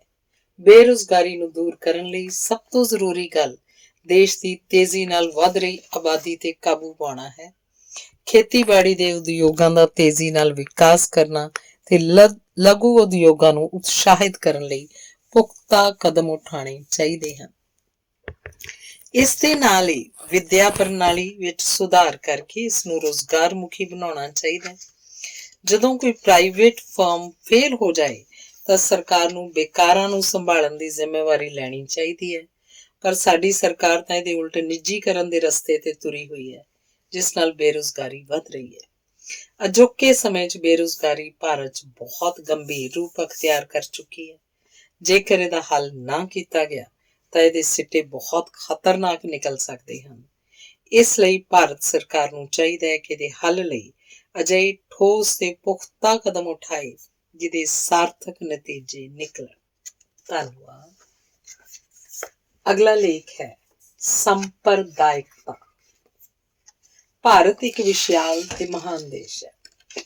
ਇੱਥੇ ਵੱਖ-ਵੱਖ ਧਰਮ, ਜਾਤੀਆਂ, ਰੰਗ, ਰੂਪ, ਭਾਸ਼ਾ, ਸੱਭਿਆਚਾਰ ਆਦਿ ਦੇ ਲੋਕ ਰਹਿੰਦੇ ਹਨ। ਭਾਰਤ ਆਪਣੀ ਅਨੇਕਤਾ 'ਚ ਏਕਤਾ ਲਈ ਜਾਣਿਆ ਜਾਂਦਾ ਹੈ। ਸੰਪਰਦਾਇਕਤਾ ਤੋਂ ਭਾਵ ਕਿਸੇ ਧਰਮ ਜਾਂ ਜਾਤ ਦੇ ਲੋਕਾਂ ਦਾ ਆਪਣੇ ਧਰਮ ਜਾਂ ਜਾਤ ਪ੍ਰਤੀ ਰੂੜੀਵਾਦੀ ਜਾਂ ਕੱਟੜ ਲਗਾਵ ਤੋਂ ਹੈ। ਇਹ ਰੂੜੀਵਾਦੀ ਲਗਾਵ ਕਈ ਵਾਰ ਦੇਸ਼ ਦੀ ਏਕਤਾ ਤੇ ਅਖੰਡਤਾ 'ਚ ਦਰਾਰ ਦਾ ਕੰਮ ਕਰਦਾ ਹੈ। ਭਾਰਤ ਦੇ ਸੰਵਿਧਾਨ 'ਚ ਦੇਸ਼ ਦੀ ਏਕਤਾ ਤੇ ਅਖੰਡਤਾ ਨੂੰ ਕਾਇਮ ਰੱਖਣ ਲਈ ਕਈ ਪ੍ਰਬੰਧ ਕੀਤੇ ਗਏ ਹਨ, ਤਾਂ ਜੋ ਦੇਸ਼ ਉੱਪਰ ਪਹਿਲਾਂ ਵਾਂਗ ਕੋਈ ਵੀ ਵਿਦੇਸ਼ੀ ਸ਼ਕਤੀ ਵੰਡੋ ਤੇ ਰਾਜ ਕਰੋ ਵਾਲੀ ਨੀਤੀ ਨਾਲ ਰਾਜ ਨਾ ਕਰ ਸਕੇ। ਪਰ ਅੱਜ ਭਾਵੇਂ ਭਾਰਤ ਨੂੰ ਅੰਗਰੇਜ਼ਾਂ ਤੋਂ ਆਜ਼ਾਦੀ ਮਿਲ ਚੁੱਕੀ ਹੈ, ਤਾਂ ਵੀ ਦੇਸ਼ 'ਚ ਸੰਪਰਦਾਇਕਤਾ ਕਰਕੇ ਲੋਕ ਆਪਸ 'ਚ ਲੜ ਰਹੇ ਹਨ। ਸੰਪਰਦਾਇਕਤਾ ਦੇ ਵੱਧ ਰਹੇ ਰੁਝਾਨ ਤੇ ਇਸ ਨਾਲ ਹੋਈ ਹਿੰਸਾ ਨੇ ਧਾਰਮਿਕ ਘੱਟ ਗਿਣਤੀਆਂ 'ਚ ਅਸੁਰੱਖਿਆ ਦੀ ਭਾਵਨਾ ਪੈਦਾ ਕੀਤੀ ਹੈ। ਮੁਸਲਮਾਨ, ਸਿੱਖ ਤੇ ਖਾਸ ਕਰਕੇ ਈਸਾਈ ਆਉਣ ਵਾਲੇ ਦਿਨਾਂ 'ਚ ਵਿਤਕਰੇ ਤੇ ਟਕਰਾਅ ਤੋਂ ਡਰਦੇ ਹਨ। ਇਹ ਸਿਰਫ ਇੱਕ ਡਰ ਹੋ ਸਕਦਾ ਹੈ, ਪਰ ਦੇਸ਼ ਵਿੱਚ ਸਹਿਣ ਨਹੀਂ ਕਰ ਸਕਦਾ ਪਰ ਦੇਸ਼ ਇਹ ਸਹਿਣ ਨਹੀਂ ਕਰ ਸਕਦਾ ਕਿ ਦੇਸ਼ ਦੀ ਲਗਭਗ 5ਵਾਂ ਹਿੱਸਾ ਆਬਾਦੀ ਘਬਰਾਹਟ, ਸ਼ੱਕ ਅਤੇ ਅਸੁਰੱਖਿਆ ਦਾ ਸ਼ਿਕਾਰ ਹੋਵੇ। ਸੰਪਰਦਾਇਕਤਾ ਦੇ ਭਾਰਤ ਵਿੱਚ ਕਈ ਕਾਰਨ ਹਨ। ਇਸ ਦਾ ਸਭ ਤੋਂ ਮੁੱਖ ਕਾਰਨ ਧਰਮ ਦੇ ਨਾਂ ਤੇ ਹੋ ਰਹੀ ਰਾਜਨੀਤੀ ਹੈ। ਭਾਰਤ 'ਚ ਧਰਮ ਰਾਜਨੀਤਿਕ ਸਮਾਜੀਕਰਨ ਦੀ ਇੱਕ ਮਹੱਤਵਪੂਰਨ ਏਜੰਸੀ ਬਣ ਗਈ ਹੈ ਤੇ ਕਈ ਰਾਜਨੀਤਿਕ ਪਾਰਟੀਆਂ ਦੀ ਵਿਚਾਰਧਾਰਾ ਤੋਂ ਵੀ ਝਲਕਦੀ ਹੈ। ਰਾਜਨੀਤਿਕ ਪਾਰਟੀਆਂ ਆਪਣੇ ਲਾਭ ਲਈ ਤੇ ਸੱਤਾ ਦੇ ਲੋਭ 'ਚ ਆ ਕੇ ਵੱਖ-ਵੱਖ ਧਰਮਾਂ ਨੂੰ ਆਪਸ 'ਚ ਲੜਾਉਂਦੀਆਂ ਹਨ। ਇਹ ਦਲ ਧਾਰਮਿਕ ਬਹੁ ਗਿਣਤੀ ਵਰਗ ਦੀਆਂ ਮੰਗਾਂ ਨੂੰ ਵਧੇਰੇ ਹੱਲਾਸ਼ੇਰੀ ਦਿੰਦੇ ਹਨ ਤੇ ਇਹਨਾਂ ਨੂੰ ਆਪਣਾ ਵੋਟ ਬੈਂਕ ਬਣਾ ਲੈਂਦੇ ਹਨ। ਇਸ ਨਾਲ ਘੱਟ ਗਿਣਤੀ ਧਾਰਮਿਕ ਵਰਗਾਂ ਜਾਂ ਅਸੁਰੱਖਿਆ ਦੀ ਭਾਵਨਾ ਪੈਦਾ ਹੁੰਦੀ ਹੈ, ਜੋ ਅੰਤ 'ਚ ਗੰਭੀਰ ਸੰਪਰਦਾਇਕਤਾ ਦਾ ਰੂਪ ਧਾਰ ਲੈਂਦੀ ਹੈ। ਜਿਵੇਂ ਕਿ ਅੱਜ ਕੱਲ੍ਹ ਭਾਰਤ 'ਚ ਬਹੁ ਗਿਣਤੀ ਧਰਮ ਦੀ ਰਾਜਨੀਤੀ ਭਾਰੂ ਹੋ ਰਹੀ ਹੈ। ਬਹੁ ਗਿਣਤੀ ਸਮਾਜ ਦੇ ਕੁਝ ਧਾਰਮਿਕ ਸੰਗਠਨ ਅਕਸਰ ਸਰਕਾਰ ਤੇ ਦਬਾਅ ਬਣਾਉਂਦੇ ਹਨ ਕਿ ਉਹ ਉਹਨਾਂ ਦੇ ਹਿੱਤਾਂ ਲਈ ਕਦਮ ਚੁੱਕੇ। ਸੰਪਰਦਾਇਕਤਾ ਦਾ ਸਮਾਜਿਕ ਕਾਰਨ ਵੀ ਹੈ। ਨਫ਼ਰਤ ਫੈਲਾਊ, ਘਿਨਾਉਣੇ, ਧੋਖੇਬਾਜ਼ ਤੇ ਗੁੰਮਰਾਹ ਕਰਨ ਵਾਲੇ ਧਾਰਮਿਕ ਵਿਸ਼ਵਾਸ ਸੰਪਰਦਾਇਕ ਤਣਾਅ ਨੂੰ ਜਨਮ ਦਿੰਦੇ ਹਨ। ਦੋ ਭਾਈਚਾਰਿਆਂ ਦੇ ਇੱਕ ਦੂਜੇ ਪ੍ਰਤੀ ਅੜੀਅਲ ਵਿਸ਼ਵਾਸ ਲੰਮੇ ਸਮੇਂ ਤੋਂ ਪ੍ਰਬਲ ਹੁੰਦੇ ਹਨ। ਹੋਰ ਤਾਂ ਹੋਰ ਕੁਝ ਗੁਆਂਢੀ ਦੇਸ਼ ਵੀ ਸਾਡੇ ਦੇਸ਼ 'ਚ ਸ਼ਾਂਤੀ ਭੰਗ ਲਈ ਸੰਪਰਦਾਇਕਤਾ ਨੂੰ ਹੱਲਾਸ਼ੇਰੀ ਦਿੰਦੇ ਹਨ। ਇਸ ਤਰ੍ਹਾਂ ਸੰਪਰਦਾਇਕਤਾ ਦੇਸ਼ ਦੀ ਭਾਈਚਾਰਕ ਸਾਂਝ ਤੇ ਅਖੰਡਤਾ ਨੂੰ ਤਾਂ ਨੁਕਸਾਨ ਪਹੁੰਚਾਉਂਦੀ ਹੀ ਹੈ, ਸਗੋਂ ਦੇਸ਼ ਦੇ ਵਿਕਾਸ 'ਚ ਵੀ ਰੋੜਾ ਬਣਦੀ ਹੈ। ਜਦ ਵੀ ਹਿੰਸਾ ਫੈਲਦੀ ਹੈ, ਦੰਗੇ ਹੁੰਦੇ ਹਨ, ਤਾਂ ਸਭ ਤੋਂ ਜ਼ਿਆਦਾ ਨੁਕਸਾਨ ਜਨਤਕ ਜਾਇਦਾਦ ਦਾ ਹੀ ਹੁੰਦਾ ਹੈ। ਸੰਪਰਦਾਇਕਤਾ ਨੂੰ ਖਤਮ ਕਰਨ ਲਈ ਸਰਕਾਰ ਤੇ ਭਾਰਤ ਦੇ ਹਰੇਕ ਨਾਗਰਿਕ ਨੂੰ ਕਦਮ ਚੁੱਕਣੇ ਚਾਹੀਦੇ ਹਨ। ਜਿਵੇਂ ਕਿ ਸੰਪਰਦਾਇਕਤਾ ਦੀ ਭਾਵਨਾ ਲੋਕਾਂ ਦੇ ਆਪਣੇ ਦਿਲਾਂ 'ਚ ਹੀ ਹੁੰਦੀ ਹੈ, ਇਸ ਲਈ ਇਸ ਮੰਦ ਭਾਵਨਾ ਨੂੰ ਖਤਮ ਕਰਨ ਤੇ ਭਾਈਚਾਰਕ ਭਾਵਨਾ ਫੈਲਾਉਣ ਲਈ ਸ਼ੁਰੂ ਤੋਂ ਹੀ ਸਕੂਲਾਂ ਕਾਲਜਾਂ 'ਚ ਬੱਚਿਆਂ ਨੂੰ ਇਸ ਪ੍ਰਤੀ ਜਾਗਰੂਕ ਕਰਨਾ ਚਾਹੀਦਾ ਹੈ। ਇਹਦੇ ਨਾਲ ਹੀ ਕੱਟੜ ਸੰਪਰਦਾਇਕ ਸੰਗਠਨਾਂ ਤੇ ਰੋਕ ਲਾਉਣੀ ਚਾਹੀਦੀ ਹੈ। ਵਿਦੇਸ਼ੀ ਦਖਲ-ਅੰਦਾਜ਼ੀ ਨੂੰ ਧਿਆਨ ਨਾਲ ਵੇਖਿਆ ਜਾਣਾ ਚਾਹੀਦਾ ਹੈ ਤੇ ਭਾਰਤ ਵਿੱਚ ਸੰਪਰਦਾਇਕਤਾ ਨੂੰ ਉਤਸ਼ਾਹਿਤ ਕਰਨ ਤੋਂ ਰੋਕਣਾ ਚਾਹੀਦਾ ਹੈ। ਸਭ ਤੋਂ ਜ਼ਰੂਰੀ ਗੱਲ ਇਹ ਹੈ ਕਿ ਸਰਕਾਰ ਨੂੰ ਹਰੇਕ ਜਾਤੀ, ਧਰਮ ਆਦਿ ਦੇ ਲੋਕਾਂ ਦੇ ਵਿਕਾਸ ਤੇ ਬਰਾਬਰ ਤੌਰ ਤੇ ਧਿਆਨ ਦੇਣਾ ਚਾਹੀਦਾ ਹੈ, ਤਾਂ ਜੋ ਇਹਨਾਂ 'ਚ ਹਿੰਸਾ ਦੀ ਭਾਵਨਾ ਨਾ ਪੈਦਾ ਹੋਵੇ। ਇਸ ਲਈ ਸਾਨੂੰ ਸਾਰਿਆਂ ਨੂੰ ਦੇਸ਼ ਪਿਆਰ ਤੇ ਭਾਈਚਾਰੇ ਦੀ ਭਾਵਨਾ ਨਾਲ ਮਿਲ ਜੁਲ ਕੇ ਰਹਿਣਾ ਚਾਹੀਦਾ ਹੈ। ਇਸ ਵਿੱਚ ਹੀ ਸਾਡੇ ਦੇਸ਼ ਦੀ ਭਲਾਈ ਹੋਵੇਗੀ। ਧੰਨਵਾਦ। ਅਗਲਾ ਲੇਖ, ਨਸ਼ਿਆਂ 'ਚ ਡੁੱਬਦੇ ਪੰਜਾਬ ਦੀ ਦਾਸਤਾਨ। ਭਾਰਤ, ਖਾਸ ਕਰਕੇ ਪੰਜਾਬ ਦੇ ਯੁਵਕਾਂ 'ਚ ਨਸ਼ਿਆਂ ਦੇ ਸੇਵਨ ਦੀ ਰੁਚੀ ਦਿਨੋਂ ਦਿਨ ਵੱਧ ਰਹੀ ਹੈ। ਇਹਦਾ ਬਹੁਤਾ ਹਮਲਾ ਸਕੂਲਾਂ ਤੇ ਕਾਲਜਾਂ ਦੇ ਹੋਸਟਲਾਂ 'ਚ ਰਹਿੰਦੇ ਨੌਜਵਾਨਾਂ ਉੱਪਰ ਹੋਇਆ ਹੈ। ਇਸ ਨਾਲ ਨੌਜਵਾਨ ਪੀੜ੍ਹੀ, ਜੋ ਕਿ ਦੇਸ਼ ਦੇ ਭਵਿੱਖ ਦਾ ਨਿਰਮਾਣ ਕਰਨ 'ਚ ਸਭ ਤੋਂ ਠੋਸ ਤੇ ਸਰਗਰਮ ਹਿੱਸਾ ਪਾਉਂਦੀ ਹੈ, ਬੁਰੀ ਤਰ੍ਹਾਂ ਕੁਰਾਹੀ ਪੈ ਗਈ ਹੈ। ਇੱਕ ਸਰਵੇਖਣ ਅਨੁਸਾਰ ਪੰਜਾਬ ਦੇ ਸਰਹੱਦੀ ਇਲਾਕੇ 'ਚ ਵਸਦੇ ਨੌਜਵਾਨ ਇਹਦੇ ਵਧੇਰੇ ਸ਼ਿਕਾਰ ਹਨ ਤੇ ਬਿਮਾਰੀ ਕੇਵਲ ਮੁੰਡਿਆਂ 'ਚ ਹੀ ਨਹੀਂ, ਸਗੋਂ ਕੁੜੀਆਂ 'ਚ ਵੀ ਫੈਲੀ ਹੋਈ ਹੈ। ਨਸ਼ਿਆਂ ਦੀਆਂ ਆਦਤਾਂ 'ਚ ਫਸ ਕੇ ਨੌਜਵਾਨ ਆਪਣੇ ਭਵਿੱਖ ਨੂੰ ਹੀ ਤਬਾਹ ਨਹੀਂ ਕਰ ਰਹੇ, ਸਗੋਂ ਸਮੁੱਚੀ ਕੌਮ ਦੀ ਗਿਰਾਵਟ ਦਾ ਕਾਰਨ ਬਣ ਰਹੇ ਹਨ।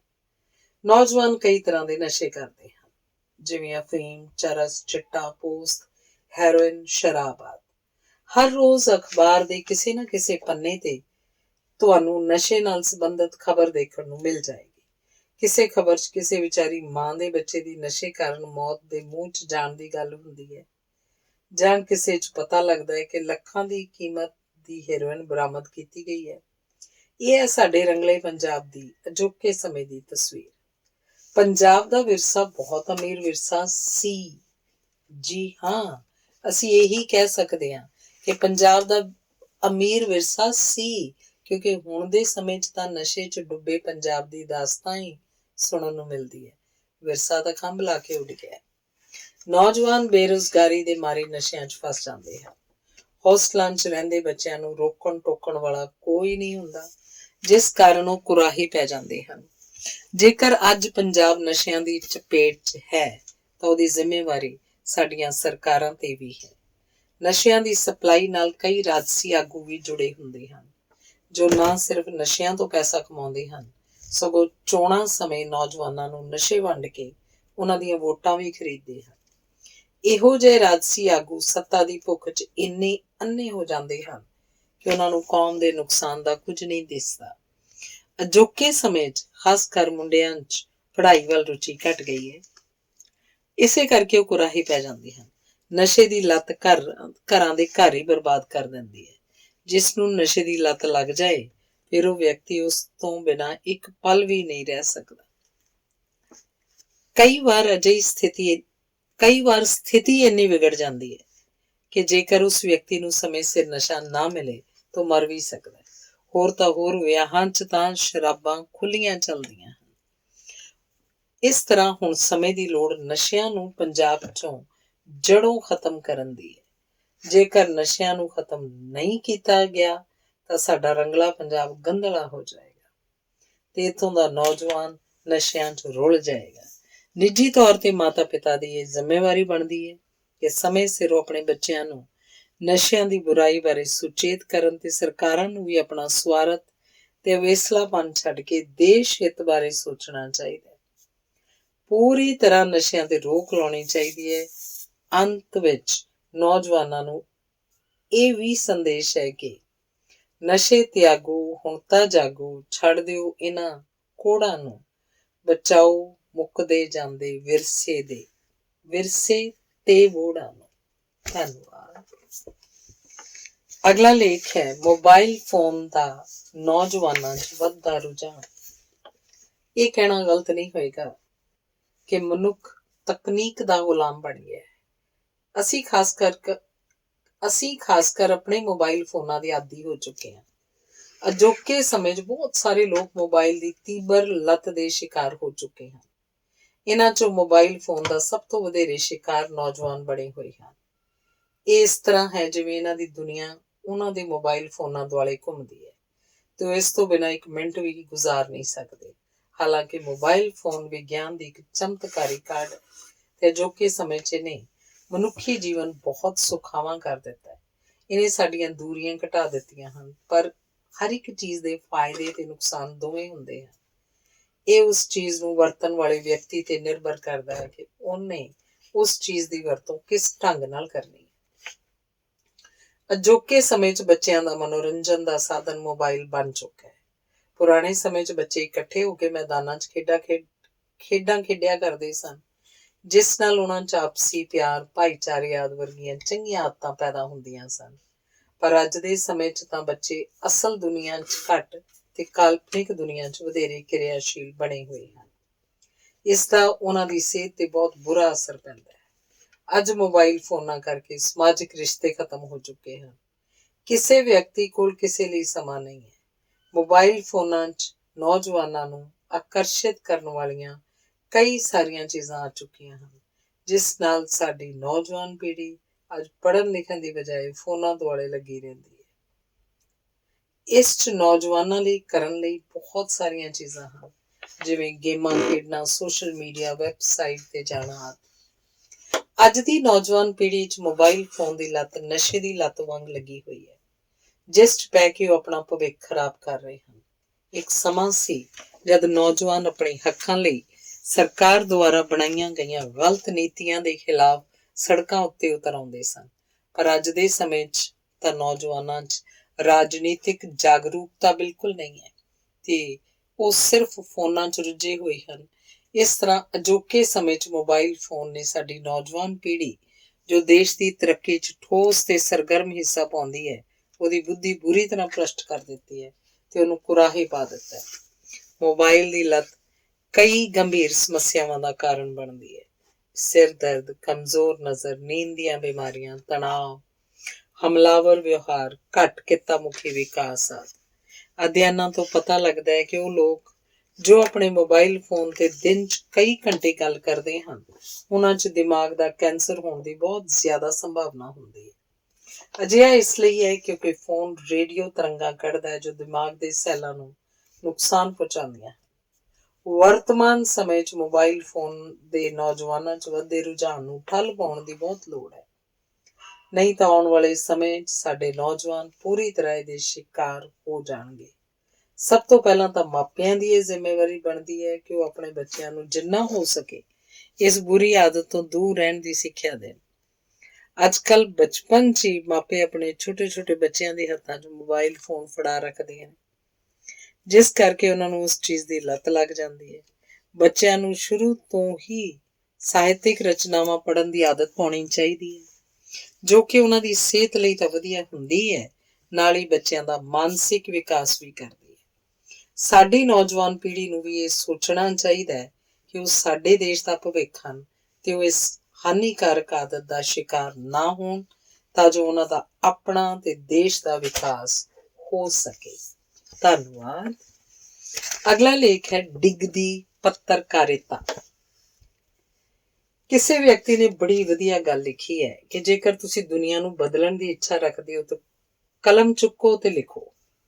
ਕਹਿੰਦੇ ਹਨ ਕਿ ਇੱਕ ਕਲਮ ਦੀ ਤਾਕਤ ਤਲਵਾਰ ਤੋਂ ਵੀ ਜ਼ਿਆਦਾ ਹੁੰਦੀ ਹੈ। ਸਮਾਜ ਨੂੰ ਸੱਚਾਈ ਦੇ ਰਸਤੇ ਤੇ ਚਲਾਉਣ ਦੀ ਤਾਕਤ ਇੱਕ ਸੱਚੇ ਤੇ ਇਮਾਨਦਾਰ ਲੇਖਕ, ਪੱਤਰਕਾਰ, ਕਵੀ ਤੇ ਨਾਵਲਕਾਰ 'ਚ ਹੁੰਦੀ ਹੈ, ਜੋ ਕਿ ਆਪਣੀ ਕਲਮ ਦਾ ਪ੍ਰਯੋਗ ਜੇਕਰ ਮਨੁੱਖੀ ਹਿੱਤ ਲਈ ਕਰਨ ਤਾਂ ਸਮਾਜ 'ਚ ਕਾਫੀ ਜ਼ਿਆਦਾ ਹੱਦ ਤੱਕ ਸੁਧਾਰ ਹੋ ਸਕਦਾ ਹੈ। ਪਰ ਇਹ ਬੜੇ ਦੁੱਖ ਦੀ ਗੱਲ ਹੈ ਕਿ ਅੱਜ ਦੇ ਸਮੇਂ 'ਚ ਪੱਤਰਕਾਰਿਤਾ ਦਾ ਪੱਧਰ ਇੰਨਾ ਜ਼ਿਆਦਾ ਡਿੱਗ ਚੁੱਕਾ ਹੈ ਕਿ ਇਹ ਸਮਾਜ ਲਈ ਚਿੰਤਾ ਦਾ ਵਿਸ਼ਾ ਬਣਿਆ ਹੋਇਆ ਹੈ। ਭਾਰਤ ਕਿਉਂਕਿ ਲੋਕਤਾਂਤਰਿਕ ਦੇਸ਼ ਹੈ, ਇਸ 'ਚ ਸਰਕਾਰ ਲੋਕਾਂ ਦੀ, ਲੋਕਾਂ ਲਈ ਤੇ ਲੋਕਾਂ ਦੁਆਰਾ ਬਣਾਈ ਜਾਂਦੀ ਹੈ। ਲੋਕਾਂ ਦੁਆਰਾ ਚੁਣੀ ਗਈ ਸਰਕਾਰ ਦੇਸ਼ 'ਚ ਰਹਿ ਰਹੇ ਲੋਕਾਂ ਦੇ ਹਿੱਤ ਲਈ ਕੰਮ ਕਰਦੀ ਹੈ ਤੇ ਲੋਕਾਂ ਸਾਹਮਣੇ ਜਵਾਬਦੇਹ ਵੀ ਹੁੰਦੀ ਹੈ। ਇਸ 'ਚ ਇਮਾਨਦਾਰ ਤੇ ਸੁਤੰਤਰ ਪੱਤਰਕਾਰਿਤਾ ਤੇ ਮੀਡੀਆ ਦੀ ਬਹੁਤ ਵੱਡੀ ਭੂਮਿਕਾ ਹੈ, ਜੋ ਲੋਕਾਂ ਤੱਕ ਸਰਕਾਰ ਦੁਆਰਾ ਕੀਤੇ ਜਾ ਰਹੇ ਚੰਗੇ ਬੁਰੇ ਕੰਮਾਂ ਦੀ ਜਾਣਕਾਰੀ ਪਹੁੰਚਾਉਂਦਾ ਹੈ। ਸੁਤੰਤਰ ਤੇ ਇਮਾਨਦਾਰ ਪੱਤਰਕਾਰਿਤਾ ਦਾ ਕੰਮ ਸਰਕਾਰ ਦੀਆਂ ਲੋਕ ਹਿਤਕਾਰੀ ਤੇ ਚੰਗੀਆਂ ਨੀਤੀਆਂ ਦੀ ਪ੍ਰਸ਼ੰਸਾ ਕਰਨਾ ਤੇ ਬੁਰੀਆਂ ਨੀਤੀਆਂ ਦੀ ਆਲੋਚਨਾ ਕਰਨਾ ਹੁੰਦਾ ਹੈ। ਪਰ ਇਹ ਬੜੀ ਚਿੰਤਾ ਵਾਲੀ ਗੱਲ ਹੈ ਕਿ ਅੱਜ ਦੇ ਸਮੇਂ 'ਚ ਕਲਮ ਵਿਕ ਚੁੱਕੀ ਹੈ। ਜਿਹੜੀ ਕਲਮ ਲੋਕਾਂ ਨੂੰ ਸੱਚ ਤੇ ਹਕੀਕਤ ਦੱਸਣ ਲਈ ਉੱਠਣੀ ਚਾਹੀਦੀ ਹੈ, ਉਹ ਕੁਝ ਪੈਸਿਆਂ ਲਈ ਆਪਣਾ ਜ਼ਮੀਰ ਮਾਰ ਲੈਂਦੀ ਹੈ। ਲੋਕਤੰਤਰ 'ਚ ਮੀਡੀਆ ਜਾਂ ਪ੍ਰੈਸ ਦਾ ਇੱਕ ਮੁੱਖ ਸਥਾਨ ਹੁੰਦਾ ਹੈ। ਇਹ ਚੰਗਾ ਜਨਮਤ ਬਣਾਉਣ ਲਈ ਜ਼ਰੂਰੀ ਹੁੰਦਾ ਹੈ। ਮੀਡੀਆ ਸਰਕਾਰ ਤੱਕ ਆਮ ਲੋਕਾਂ ਦੀ ਆਵਾਜ਼ ਪਹੁੰਚਾਉਣ ਦਾ ਇੱਕ ਜ਼ਰੀਆ ਹੁੰਦਾ ਹੈ। ਪਰ ਅਜੋਕੇ ਸਮੇਂ 'ਚ ਅਸੀਂ ਦੇਖਦੇ ਹਾਂ ਕਿ ਟੀਵੀ ਤੇ ਬੋਲ ਰਹੇ ਮੀਡੀਆ ਪੱਤਰਕਾਰ ਕਿੰਜ ਸੱਤਾਧਾਰੀ ਪਾਰਟੀ ਦੇ ਹੱਥਾਂ ਦੀ ਕਠਪੁਤਲੀ ਬਣੇ ਹੁੰਦੇ ਹਨ। ਆਮ ਲੋਕਾਂ ਨੂੰ ਉਹੀ ਦਿਖਾਇਆ ਜਾਂਦਾ ਹੈ ਜੋ ਸੱਤਾਧਾਰੀ ਦਿਖਾਉਣਾ ਚਾਹੁੰਦੇ ਹਨ। ਸਾਰਾ ਦਿਨ ਟੀਵੀ ਤੇ ਕੁਝ ਕੁ ਰਾਜਸੀ ਲੀਡਰਾਂ ਦੇ ਗੁਣਾਂ ਦੇ ਰਾਗ ਗਾਏ ਜਾਂਦੇ ਹਨ। ਆਮ ਲੋਕਾਂ ਦੇ ਅਸਲੀ ਮੁੱਦਿਆਂ ਤੇ ਉਹਨਾਂ ਦੀਆਂ ਮੁਸੀਬਤਾਂ ਨੂੰ ਤਾਂ ਸਰਕਾਰ ਤੱਕ ਪਹੁੰਚਾਉਣ ਦਾ ਕੋਈ ਯਤਨ ਹੀ ਨਹੀਂ ਹੁੰਦਾ। ਜੇਕਰ ਅੱਜ ਪੱਤਰਕਾਰਿਤਾ ਦਾ ਪੱਧਰ ਡਿੱਗ ਰਿਹਾ ਹੈ ਤਾਂ ਉਸ 'ਚ ਲੋਕਾਂ ਦਾ ਵੀ ਵੱਡਾ ਯੋਗਦਾਨ ਹੈ। ਆਮ ਜਨਤਾ ਇਹਨਾਂ ਦੀਆਂ ਉਂਗਲੀਆਂ ਤੇ ਨੱਚਦੀ ਹੈ, ਇਹਨਾਂ ਦੀ ਹਿੰਮਤ ਵੀ ਵਧਾਉਂਦੀ ਹੈ। ਲੋਕ ਉਹੀ ਸੋਚਣ ਲੱਗਦੇ ਹਨ ਜੋ ਇੱਕ ਵਿਕੇ ਹੋਏ ਪੱਤਰਕਾਰ ਉਹਨਾਂ ਨੂੰ ਸੋਚਣ ਲਈ ਮਜਬੂਰ ਕਰਦੇ ਹਨ। ਇਸ ਤਰ੍ਹਾਂ ਇੱਕ ਤੰਦਰੁਸਤ ਜਨਮਤ ਨਹੀਂ ਬਣਦਾ, ਜਿਸ ਦੀ ਲੋਕਤੰਤਰ 'ਚ ਜ਼ਰੂਰਤ ਹੁੰਦੀ ਹੈ। ਇਸ ਤਰ੍ਹਾਂ ਸਰਕਾਰ ਤਾਨਾਸ਼ਾਹ ਦਾ ਰੂਪ ਧਾਰਨ ਕਰ ਲੈਂਦੀ ਹੈ। ਗਰੀਬ ਲੋਕਾਂ ਨੂੰ ਤਾਂ ਚੋਣਾਂ ਸਮੇਂ ਕੁਝ ਪੈਸਿਆਂ ਦਾ ਲਾਲਚ ਦੇ ਕੇ ਉਹਨਾਂ ਦੀ ਵੋਟ ਖਰੀਦ ਲਈ ਜਾਂਦੀ ਹੈ। ਜੋ ਰੂਪ ਅੱਜ ਭਾਰਤੀ ਮੀਡੀਆ ਲੈ ਰਹੀ ਹੈ, ਉਹਦਾ ਆਉਣ ਵਾਲੇ ਸਮੇਂ 'ਚ ਸਾਡੇ ਲੋਕਤੰਤਰ ਤੇ ਬਹੁਤ ਬੁਰਾ ਪ੍ਰਭਾਵ ਪਏਗਾ। ਪਰ ਅੱਜ ਜੇਕਰ ਬਹੁ ਗਿਣਤੀ ਪੱਤਰਕਾਰ ਆਪਣੀ ਜ਼ਮੀਰ ਮਾਰ ਚੁੱਕੇ ਹਨ ਤੇ ਆਪਣੇ ਅਸਲੀ ਕੰਮ ਨੂੰ ਭੁੱਲ ਚੁੱਕੇ ਹਨ, ਤਾਂ ਉਹਨਾਂ 'ਚੋਂ ਕੁਝ ਕੁ ਐਸੇ ਵੀ ਹਨ ਜਿਨ੍ਹਾਂ ਕਰਕੇ ਆਮ ਜਨਤਾ ਤੱਕ ਹਕੀਕਤ ਪਹੁੰਚ ਰਹੀ ਹੈ ਤੇ ਲੋਕਤੰਤਰ ਬਚਿਆ ਹੋਇਆ। ਇਹਨਾਂ ਕੁਝ ਕੁ 'ਚੋਂ ਇੱਕ ਐਸੀ ਸ਼ਖਸੀਅਤ ਵੀ ਹਨ ਜੋ ਭੀੜ ਨਾਲ ਨਹੀਂ ਚੱਲੇ ਤੇ ਆਪਣੀ ਇਮਾਨਦਾਰੀ ਨਾਲ ਪੱਤਰਕਾਰਿਤਾ ਕਰਦੇ ਹੋਏ ਆਮ ਜਨਤਾ ਦੀ ਆਵਾਜ਼ ਬਣੇ।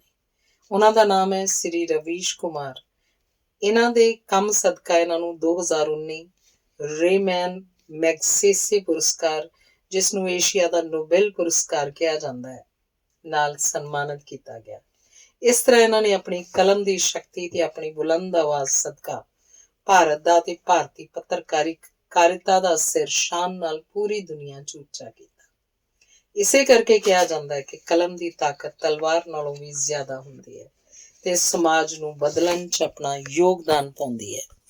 ਇਸ ਲਈ ਪੱਤਰਕਾਰਾਂ ਨੂੰ ਚਾਹੀਦਾ ਹੈ ਕਿ ਇਮਾਨਦਾਰੀ ਨਾਲ ਆਪਣਾ ਕਰਤੱਵ ਨਿਭਾਉਣ ਤਾਂ ਜੋ ਲੋਕਾਂ ਤੱਕ ਇੱਕ ਸਾਰਥਕ ਤੇ ਚੰਗਾ ਸੰਦੇਸ਼ ਪਹੁੰਚ ਸਕੇ। ਧੰਨਵਾਦ। ਇਸ ਪੁਸਤਕ ਦਾ ਅਖੀਰਲਾ ਲੇਖ ਹੈ ਪੰਜਾਬੀ ਸੱਭਿਆਚਾਰ। ਪੰਜਾਬੀ ਸੱਭਿਆਚਾਰ ਵਿਸ਼ਵ ਦੇ ਸਭ ਤੋਂ ਪੁਰਾਣੇ ਤੇ ਅਮੀਰ ਸੱਭਿਆਚਾਰਾਂ ਚੋਂ ਇੱਕ ਹੈ। ਪੰਜਾਬੀ ਸੱਭਿਆਚਾਰ ਦਾ ਇਤਿਹਾਸ ਤੇ ਉਹਦੀ ਜਟਿਲਤਾ ਕਾਫੀ ਸਪਸ਼ਟ ਅਤੇ ਵਿਸ਼ਾਲ ਹੈ। ਪੰਜਾਬੀ ਲੋਕਾਂ ਦੀ ਜੀਵਨ ਸ਼ੈਲੀ 'ਚ ਵਿਲੱਖਣਤਾ ਅਤੇ ਉਤਸ਼ਾਹ ਹੈ। ਇਹ ਲੋਕ ਮਿਲਣਸਾਰ, ਪ੍ਰਾਹੁਣਚਾਰੀ ਕਰਨ, ਮਿਹਨਤੀ ਤੇ ਮਜ਼ੇ ਨਾਲ ਜੀਵਨ ਜਿਉਣ ਵਾਲੇ ਹਨ। ਪੰਜਾਬ ਦੋ ਫਾਰਸੀ ਸ਼ਬਦਾਂ ਦੇ ਸੁਮੇਲ ਨਾਲ ਬਣਿਆ, ਪਹਿਲਾ ਪੰਜ ਤੇ ਦੂਜਾ ਆਬ ਭਾਵ ਦਰਿਆ। ਇਸ ਲਈ ਪੰਜਾਬ ਦਾ ਅਰਥ ਪੰਜ ਦਰਿਆਵਾਂ ਦੀ ਧਰਤੀ ਹੈ। ਪੰਜਾਬ ਦੀ ਧਰਤੀ ਬਹੁਤ ਹੀ ਉਪਜਾਊ ਤੇ ਪਾਵਨ ਧਰਤੀ ਹੈ। ਇਸ ਧਰਤੀ ਤੋਂ ਹੀ ਸਿੰਧੂ ਘਾਟੀ ਦੀ ਸੱਭਿਅਤਾ ਨੇ ਜਨਮ ਲਿਆ, ਜੋ ਕਿ ਦੁਨੀਆ ਦੀਆਂ ਸਭ ਤੋਂ ਵਿਕਸਿਤ ਸੱਭਿਅਤਾਵਾਂ ਚੋਂ ਇੱਕ ਹੈ। ਇਹ ਹੁਣ ਪੱਛਮੀ ਯਾਨੀ ਲਹਿੰਦੇ ਪੰਜਾਬ ਪਾਕਿਸਤਾਨ 'ਚ ਚਲੀ ਗਈ ਹੈ, ਪਰ ਹੁਣ ਵੀ ਪੰਜਾਬ 'ਚ ਕਈ ਐਸੇ ਸਥਾਨ ਹਨ ਜਿਨ੍ਹਾਂ 'ਚ ਸਿੰਧੂ ਘਾਟੀ ਦੀ ਸੱਭਿਅਤਾ ਦੇ ਅਵਸ਼ੇਸ਼ ਮਿਲੇ ਹਨ, ਜਿਵੇਂ ਰੂਪਨਗਰ, ਫਤਿਹਗੜ੍ਹ ਸਾਹਿਬ, ਲੁਧਿਆਣਾ, ਢੋਲਬਾਹਾ, ਹੁਸ਼ਿਆਰਪੁਰ ਆਦਿ। ਆਰੀਆ ਲੋਕ ਵੀ ਸਭ ਤੋਂ ਪਹਿਲਾਂ ਪੰਜਾਬ 'ਚ ਹੀ ਆਏ। ਇੱਥੋਂ ਦੀ ਧਰਤੀ ਤੇ ਕਈ ਗੁਰੂਆਂ ਪੀਰਾਂ ਨੇ ਜਨਮ ਲਿਆ। ਪੰਜਾਬ ਦੀ ਪਵਿੱਤਰ ਧਰਤੀ ਤੇ ਸਿੱਖ ਧਰਮ ਦਾ ਜਨਮ ਹੋਇਆ ਤੇ ਖਾਲਸਾ ਪੰਥ ਦੀ ਸਿਰਜਣਾ ਹੋਈ। ਪੰਜਾਬ ਦੀਆਂ ਵਿਸ਼ੇਸ਼ਤਾਵਾਂ ਚੋਂ ਸਭ ਤੋਂ ਮੁੱਖ ਵਿਸ਼ੇਸ਼ਤਾ ਇੱਥੋਂ ਦੀ ਮਿੱਠੀ ਮਾਂ ਬੋਲੀ ਪੰਜਾਬੀ ਹੈ। ਇਹ ਬਹੁਤ ਰਸ ਭਰੀ ਤੇ ਸਾਦਗੀ ਭਰੀ ਬੋਲੀ ਹੈ। ਇਸ ਭਾਸ਼ਾ ਨੂੰ ਕਈ ਸੂਫੀ ਕਵੀਆਂ, ਸਾਡੇ ਗੁਰੂਆਂ ਤੇ ਸਾਹਿਤਕਾਰਾਂ ਨੇ ਆਪਣੀਆਂ ਰਚਨਾਵਾਂ 'ਚ ਵਰਤ ਕੇ ਇਸ ਨੂੰ ਮਾਣ ਬਖਸ਼ਿਆ, ਜਿਵੇਂ ਬਾਬਾ ਫਰੀਦ, ਸ੍ਰੀ ਗੁਰੂ ਨਾਨਕ ਦੇਵ ਜੀ, ਭਾਈ ਗੁਰਦਾਸ, ਵਾਰਿਸ ਸ਼ਾਹ, ਸ਼ਾਹ ਹੁਸੈਨ, ਬੁੱਲੇ ਸ਼ਾਹ, ਭਾਈ ਵੀਰ ਸਿੰਘ, ਨਾਨਕ ਸਿੰਘ, ਅੰਮ੍ਰਿਤਾ ਪ੍ਰੀਤਮ, ਸ਼ਿਵ ਕੁਮਾਰ ਬਟਾਲਵੀ, ਸੁਰਜੀਤ ਪਾਤਰ ਆਦਿ। ਪੰਜਾਬ ਦੇ ਮੇਲੇ ਤੇ ਤਿਉਹਾਰ ਦੇ ਸੱਭਿਆਚਾਰ ਨੂੰ ਹੋਰ ਵੀ ਵਧੇਰੇ ਦਿਲਚਸਪ ਬਣਾਉਂਦੇ ਹਨ। ਇੱਥੋਂ ਦੇ ਲੋਕ ਹਰੇਕ ਤਿਉਹਾਰ ਤੇ ਮੇਲੇ ਨੂੰ ਪੂਰੇ ਉਤਸ਼ਾਹ ਨਾਲ ਮਨਾਉਂਦੇ ਹਨ। ਪੰਜਾਬ ਦੇ ਮੇਲਿਆਂ ਚੋਂ ਜਰਗ ਦਾ ਮੇਲਾ, ਮੁਕਤਸਰ ਦੀ ਮਾਘੀ ਦਾ ਮੇਲਾ, ਬਾਬਾ ਸੋਡਲ ਦਾ ਮੇਲਾ, ਹੋਲਾ ਮਹੱਲਾ ਆਦਿ ਕੁਝ ਪ੍ਰਸਿੱਧ ਮੇਲੇ ਹਨ। ਪੰਜਾਬ ਦਾ ਲੋਕ ਸੰਗੀਤ ਪੰਜਾਬੀ ਸੱਭਿਆਚਾਰ ਦੀ ਰੂਹ ਹੈ। ਇੱਥੋਂ ਦੇ ਸੰਗੀਤ ਦਾ ਸੰਬੰਧ ਪੰਜਾਬ ਦੇ ਜੋਸ਼ੀਲੇ ਲੋਕਾਂ ਨਾਲ ਹੈ। ਪੰਜਾਬ ਦਾ ਲੋਕ ਸੰਗੀਤ ਪੰਜਾਬ ਦਾ ਰਵਾਇਤੀ ਸੰਗੀਤ ਹੈ, ਜੋ ਰਵਾਇਤੀ ਸੰਗੀਤ ਸਾਜ਼ਾਂ ਦੀ ਵਰਤੋਂ ਕਰਕੇ, ਜਿਵੇਂ ਤੂੰਬੀ, ਅਲਗੋਜ਼ਾ, ਸਾਰੰਗੀ, ਚਿਮਟਾ, ਢੱਡ, ਢੋਲ, ਬੁਗਚੂ, ਦਿਲਰੁਬਾ, ਕਾਟੋ, ਡਫਲੀ ਆਦਿ ਨਾਲ ਵਜਾਇਆ ਜਾਂਦਾ ਹੈ। ਵਿਆਹਾਂ, ਤਿਉਹਾਰਾਂ, ਮੇਲਿਆਂ ਤੇ ਧਾਰਮਿਕ ਸਮਾਗਮਾਂ ਸਮੇਤ ਜਨਮ ਤੋਂ ਲੈ ਕੇ ਮੌਤ ਤੱਕ ਹਰ ਮੌਕੇ ਲਈ ਲੋਕ ਗੀਤਾਂ ਦੀ ਵਿਸ਼ਾਲ ਸ਼੍ਰੇਣੀ ਹੈ। ਪੰਜਾਬੀ ਲੋਕ ਗੀਤ ਕੁੜੀ ਦੇ ਵਿਆਹ ਸਮੇਂ ਗਾਏ ਜਾਣ ਵਾਲੇ ਸੁਹਾਗ, ਮੁੰਡੇ ਦੇ ਵਿਆਹ ਸਮੇਂ ਗਾਈਆਂ ਜਾਣ ਵਾਲੀਆਂ ਘੋੜੀਆਂ, ਸਿੱਠਣੀਆਂ, ਬੋਲੀਆਂ, ਟੱਪੇ, ਢੋਲਾ, ਮਾਹੀਆ ਆਦਿ ਸ਼ਾਮਲ ਹਨ, ਜੋ ਪੰਜਾਬੀ ਲੋਕਾਂ ਦੇ ਮਨੋਭਾਵਾਂ ਦਾ ਪ੍ਰਗਟਾਅ ਬੜੇ ਸੁਆਦਲੇ ਤਰੀਕੇ ਨਾਲ ਕਰਦੇ ਹਨ। ਇਸ ਤੋਂ ਇਲਾਵਾ ਪੰਜਾਬ ਦੇ ਲੋਕ ਹਰ ਖੁਸ਼ੀ ਦੇ ਮੌਕੇ ਤੇ ਨੱਚਦੇ ਹਨ। ਉਹਨਾਂ ਦੇ ਲੋਕ ਨਾਚਾਂ 'ਚ ਪੰਜਾਬ ਦੇ ਲੋਕਾਂ ਦਾ ਉਤਸ਼ਾਹ ਤੇ ਜੋਸ਼ ਝਲਕਦਾ ਹੈ। ਇਹਨਾਂ ਦਾ ਨਾਚ ਚਾਲ, ਪ੍ਰਗਟਾਵੇ, ਇਸ਼ਾਰਿਆਂ, ਜ਼ੁਬਾਨੀ ਟਿੱਪਣੀਆਂ, ਗਤੀ ਦੀ ਸੂਖਮਤਾ ਤੇ ਨਿਰਵਿਘਨ ਆਜ਼ਾਦੀ ਨਾਲ ਭਰਿਆ ਹੁੰਦਾ ਹੈ। ਇਹ ਦਿਲੋਂ ਕੀਤਾ ਜਾਣ ਵਾਲਾ ਨ੍ਰਿਤ ਹੈ। ਮੁਟਿਆਰਾਂ ਦੁਆਰਾ ਕੀਤੇ ਜਾਣ ਵਾਲੇ ਲੋਕ ਨਾਚਾਂ 'ਚ ਸੰਮੀ, ਗਿੱਧਾ, ਕਿੱਕਲੀ ਆਦਿ ਆਉਂਦੇ ਹਨ ਤੇ ਗੱਭਰੂਆਂ ਦੁਆਰਾ ਕੀਤੇ ਜਾਣ ਵਾਲੇ ਨਾਚਾਂ 'ਚ ਭੰਗੜਾ, ਜੁੱਲੀ, ਲੁੱਡੀ, ਮਲਵਈ ਗਿੱਧਾ, ਡੰਕਾਰਾ, ਝੂਮਰ ਆਦਿ ਆਉਂਦੇ ਹਨ। ਇੱਥੋਂ ਦੇ ਲੋਕਾਂ ਦਾ ਪਹਿਰਾਵਾ ਵੀ ਬਹੁਤ ਸੁੰਦਰ ਹੈ। ਪੰਜਾਬ ਦਾ ਰਵਾਇਤੀ ਪਹਿਰਾਵਾ ਮਰਦਾਂ ਲਈ ਕੁੜਤਾ ਪਜਾਮਾ ਤੇ ਪੱਗ ਹੈ ਤੇ ਔਰਤਾਂ ਆਪਣੇ ਪਹਿਰਾਵੇ ਵਜੋਂ ਪਟਿਆਲਾ ਸਲਵਾਰ ਕਮੀਜ਼ ਨੂੰ ਤਰਜੀਹ ਦਿੰਦੀਆਂ ਹਨ। ਪੰਜਾਬ ਦੇ ਲੋਕ ਸੁੰਦਰ ਪਹਿਰਾਵੇ ਦੇ ਨਾਲ ਗਹਿਣੇ ਵੀ ਪਾਉਂਦੇ ਹਨ। ਮਰਦਾਂ ਦੁਆਰਾ ਪਾਏ ਜਾਣ ਵਾਲੇ ਗਹਿਣਿਆਂ 'ਚ ਸਿਰ ਤੇ ਲਾਇਆ ਜਾਣ ਵਾਲਾ ਸਰਪੇਚ, ਕਲਗੀ, ਕੰਨਾਂ 'ਚ ਪਾਇਆ ਜਾਣ ਵਾਲਾ ਬਾਲਾ, ਮੁਰਕੀ ਤੇ ਗੁੱਟ ਤੇ ਪਾਇਆ ਜਾਣ ਵਾਲਾ ਗੋਕਰੂ ਆਦਿ ਸ਼ਾਮਲ ਹਨ, ਜੋ ਉਹਨਾਂ ਦੇ ਪਹਿਰਾਵੇ ਨੂੰ ਹੋਰ ਵੀ ਵਧੇਰੇ ਮਨਮੋਹਕ ਬਣਾਉਂਦੇ ਹਨ। ਇਸ ਦੇ ਨਾਲ ਹੀ ਔਰਤਾਂ ਦੁਆਰਾ ਪਾਏ ਜਾਣ ਵਾਲੇ ਗਹਿਣਿਆਂ 'ਚ ਸਿਰ ਤੇ ਸਜਾਇਆ ਜਾਣ ਵਾਲਾ ਸੱਗੀ ਫੁੱਲ, ਮੌਲੀ, ਮੱਥੇ ਤੇ ਲਾਈ ਜਾਣ ਵਾਲੀ ਦਮਣੀ, ਬਰਵੱਟਾ, ਟਿੱਕਾ, ਕੰਨਾਂ 'ਚ ਪਾਏ ਜਾਣ ਵਾਲੇ ਢੰਡੂ, ਫੁੰਮੀ, ਖੱਲੀ, ਗਲੇ 'ਚ ਪਾਉਣ ਵਾਲੇ ਗੁਲੂਬੰਦ ਹੱਸੀ, ਮੋਹਰਾਂ, ਹੌਲ ਦੇ ਲੱਕ 'ਚ ਪਾਇਆ ਜਾਣ ਵਾਲਾ ਲੌਂਗ, ਬੁਲਕ ਤੇ ਗੁੱਟ 'ਚ ਪਾਏ ਜਾਣ ਵਾਲੇ ਝਣ, ਕੰਗਣ, ਪੋਚੀਆਂ ਆਦਿ ਸ਼ਾਮਲ ਹਨ। ਪੰਜਾਬੀਆਂ ਨੂੰ ਕਲਾ ਤੇ ਸ਼ਿਲਪਕਾਰੀ 'ਚ ਅਤ ਦਿਲਚਸਪੀ ਲਈ ਵੀ ਜਾਣਿਆ ਜਾਂਦਾ ਹੈ। ਵਿਸ਼ੇਸ਼ ਤੌਰ ਤੇ ਫੁਲਕਾਰੀ ਨੂੰ ਇਹਦੇ ਸੁੰਦਰ, ਬਾਰੀਕ ਤੇ ਗੁੰਝਲਦਾਰ ਕੰਮ ਲਈ ਵਿਸ਼ਵ ਵਿਆਪੀ ਮੰਨਿਆ ਜਾਂਦਾ ਹੈ। ਇਸ ਤੋਂ ਇਲਾਵਾ ਪਰਾਂਦਾ, ਪੀੜੀ, ਛੱਜ ਆਦਿ ਇੱਥੋਂ ਦੇ ਲੋਕਾਂ ਦੀ ਕਲਾਤਮਕ ਸ਼ੈਲੀ ਦੇ ਉਦਾਹਰਣ ਹਨ। ਪੰਜਾਬੀ ਜੁੱਤੀ ਆਪਣੇ ਸੁੰਦਰ ਅਤੇ ਬਾਰੀਕ ਕਾਰੀਗਰੀ ਲਈ ਪੂਰੀ ਦੁਨੀਆ 'ਚ ਅੱਜ ਪ੍ਰਸਿੱਧ ਹੈ। ਪੰਜਾਬੀ ਲੋਕਾਂ ਦਾ ਮੁੱਖ ਕਿੱਤਾ ਖੇਤੀਬਾੜੀ ਹੈ। ਇੱਥੋਂ ਦੀ ਮਿੱਟੀ ਵੀ ਬਹੁਤ ਉਪਜਾਊ ਹੈ। ਇਸੇ ਕਰਕੇ ਅੱਜ ਪੰਜਾਬ ਕੇਵਲ ਪੰਜਾਬ 'ਚ ਹੀ ਨਹੀਂ, ਸਗੋਂ ਭਾਰਤ ਦੇ ਹਰ ਕੋਨੇ ਤੱਕ ਅਨਾਜ ਪਹੁੰਚਾ ਰਿਹਾ ਹੈ। ਇਸ ਲਈ ਅਸੀਂ ਕਹਿ ਸਕਦੇ ਹਾਂ ਕਿ ਪੰਜਾਬੀ ਸੱਭਿਆਚਾਰ ਸਭ ਤੋਂ ਅਮੀਰ ਸੱਭਿਆਚਾਰ ਹੈ।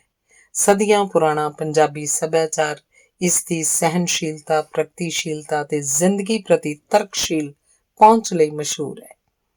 ਪੰਜਾਬ ਦਾ ਸੱਭਿਆਚਾਰ ਦੀ ਸ਼ਾਨ ਹੈ ਤੇ ਇੱਥੋਂ ਦੇ ਲੋਕਾਂ ਦੀ ਵਿਲੱਖਣਤਾ, ਜੋਸ਼, ਉਤਸ਼ਾਹ ਤੇ ਖੁੱਲੀ ਡੁੱਲੀ ਜੀਵਨ ਜਾਚ ਦੀ ਪਹਿਚਾਨ ਹੈ। ਧੰਨਵਾਦ।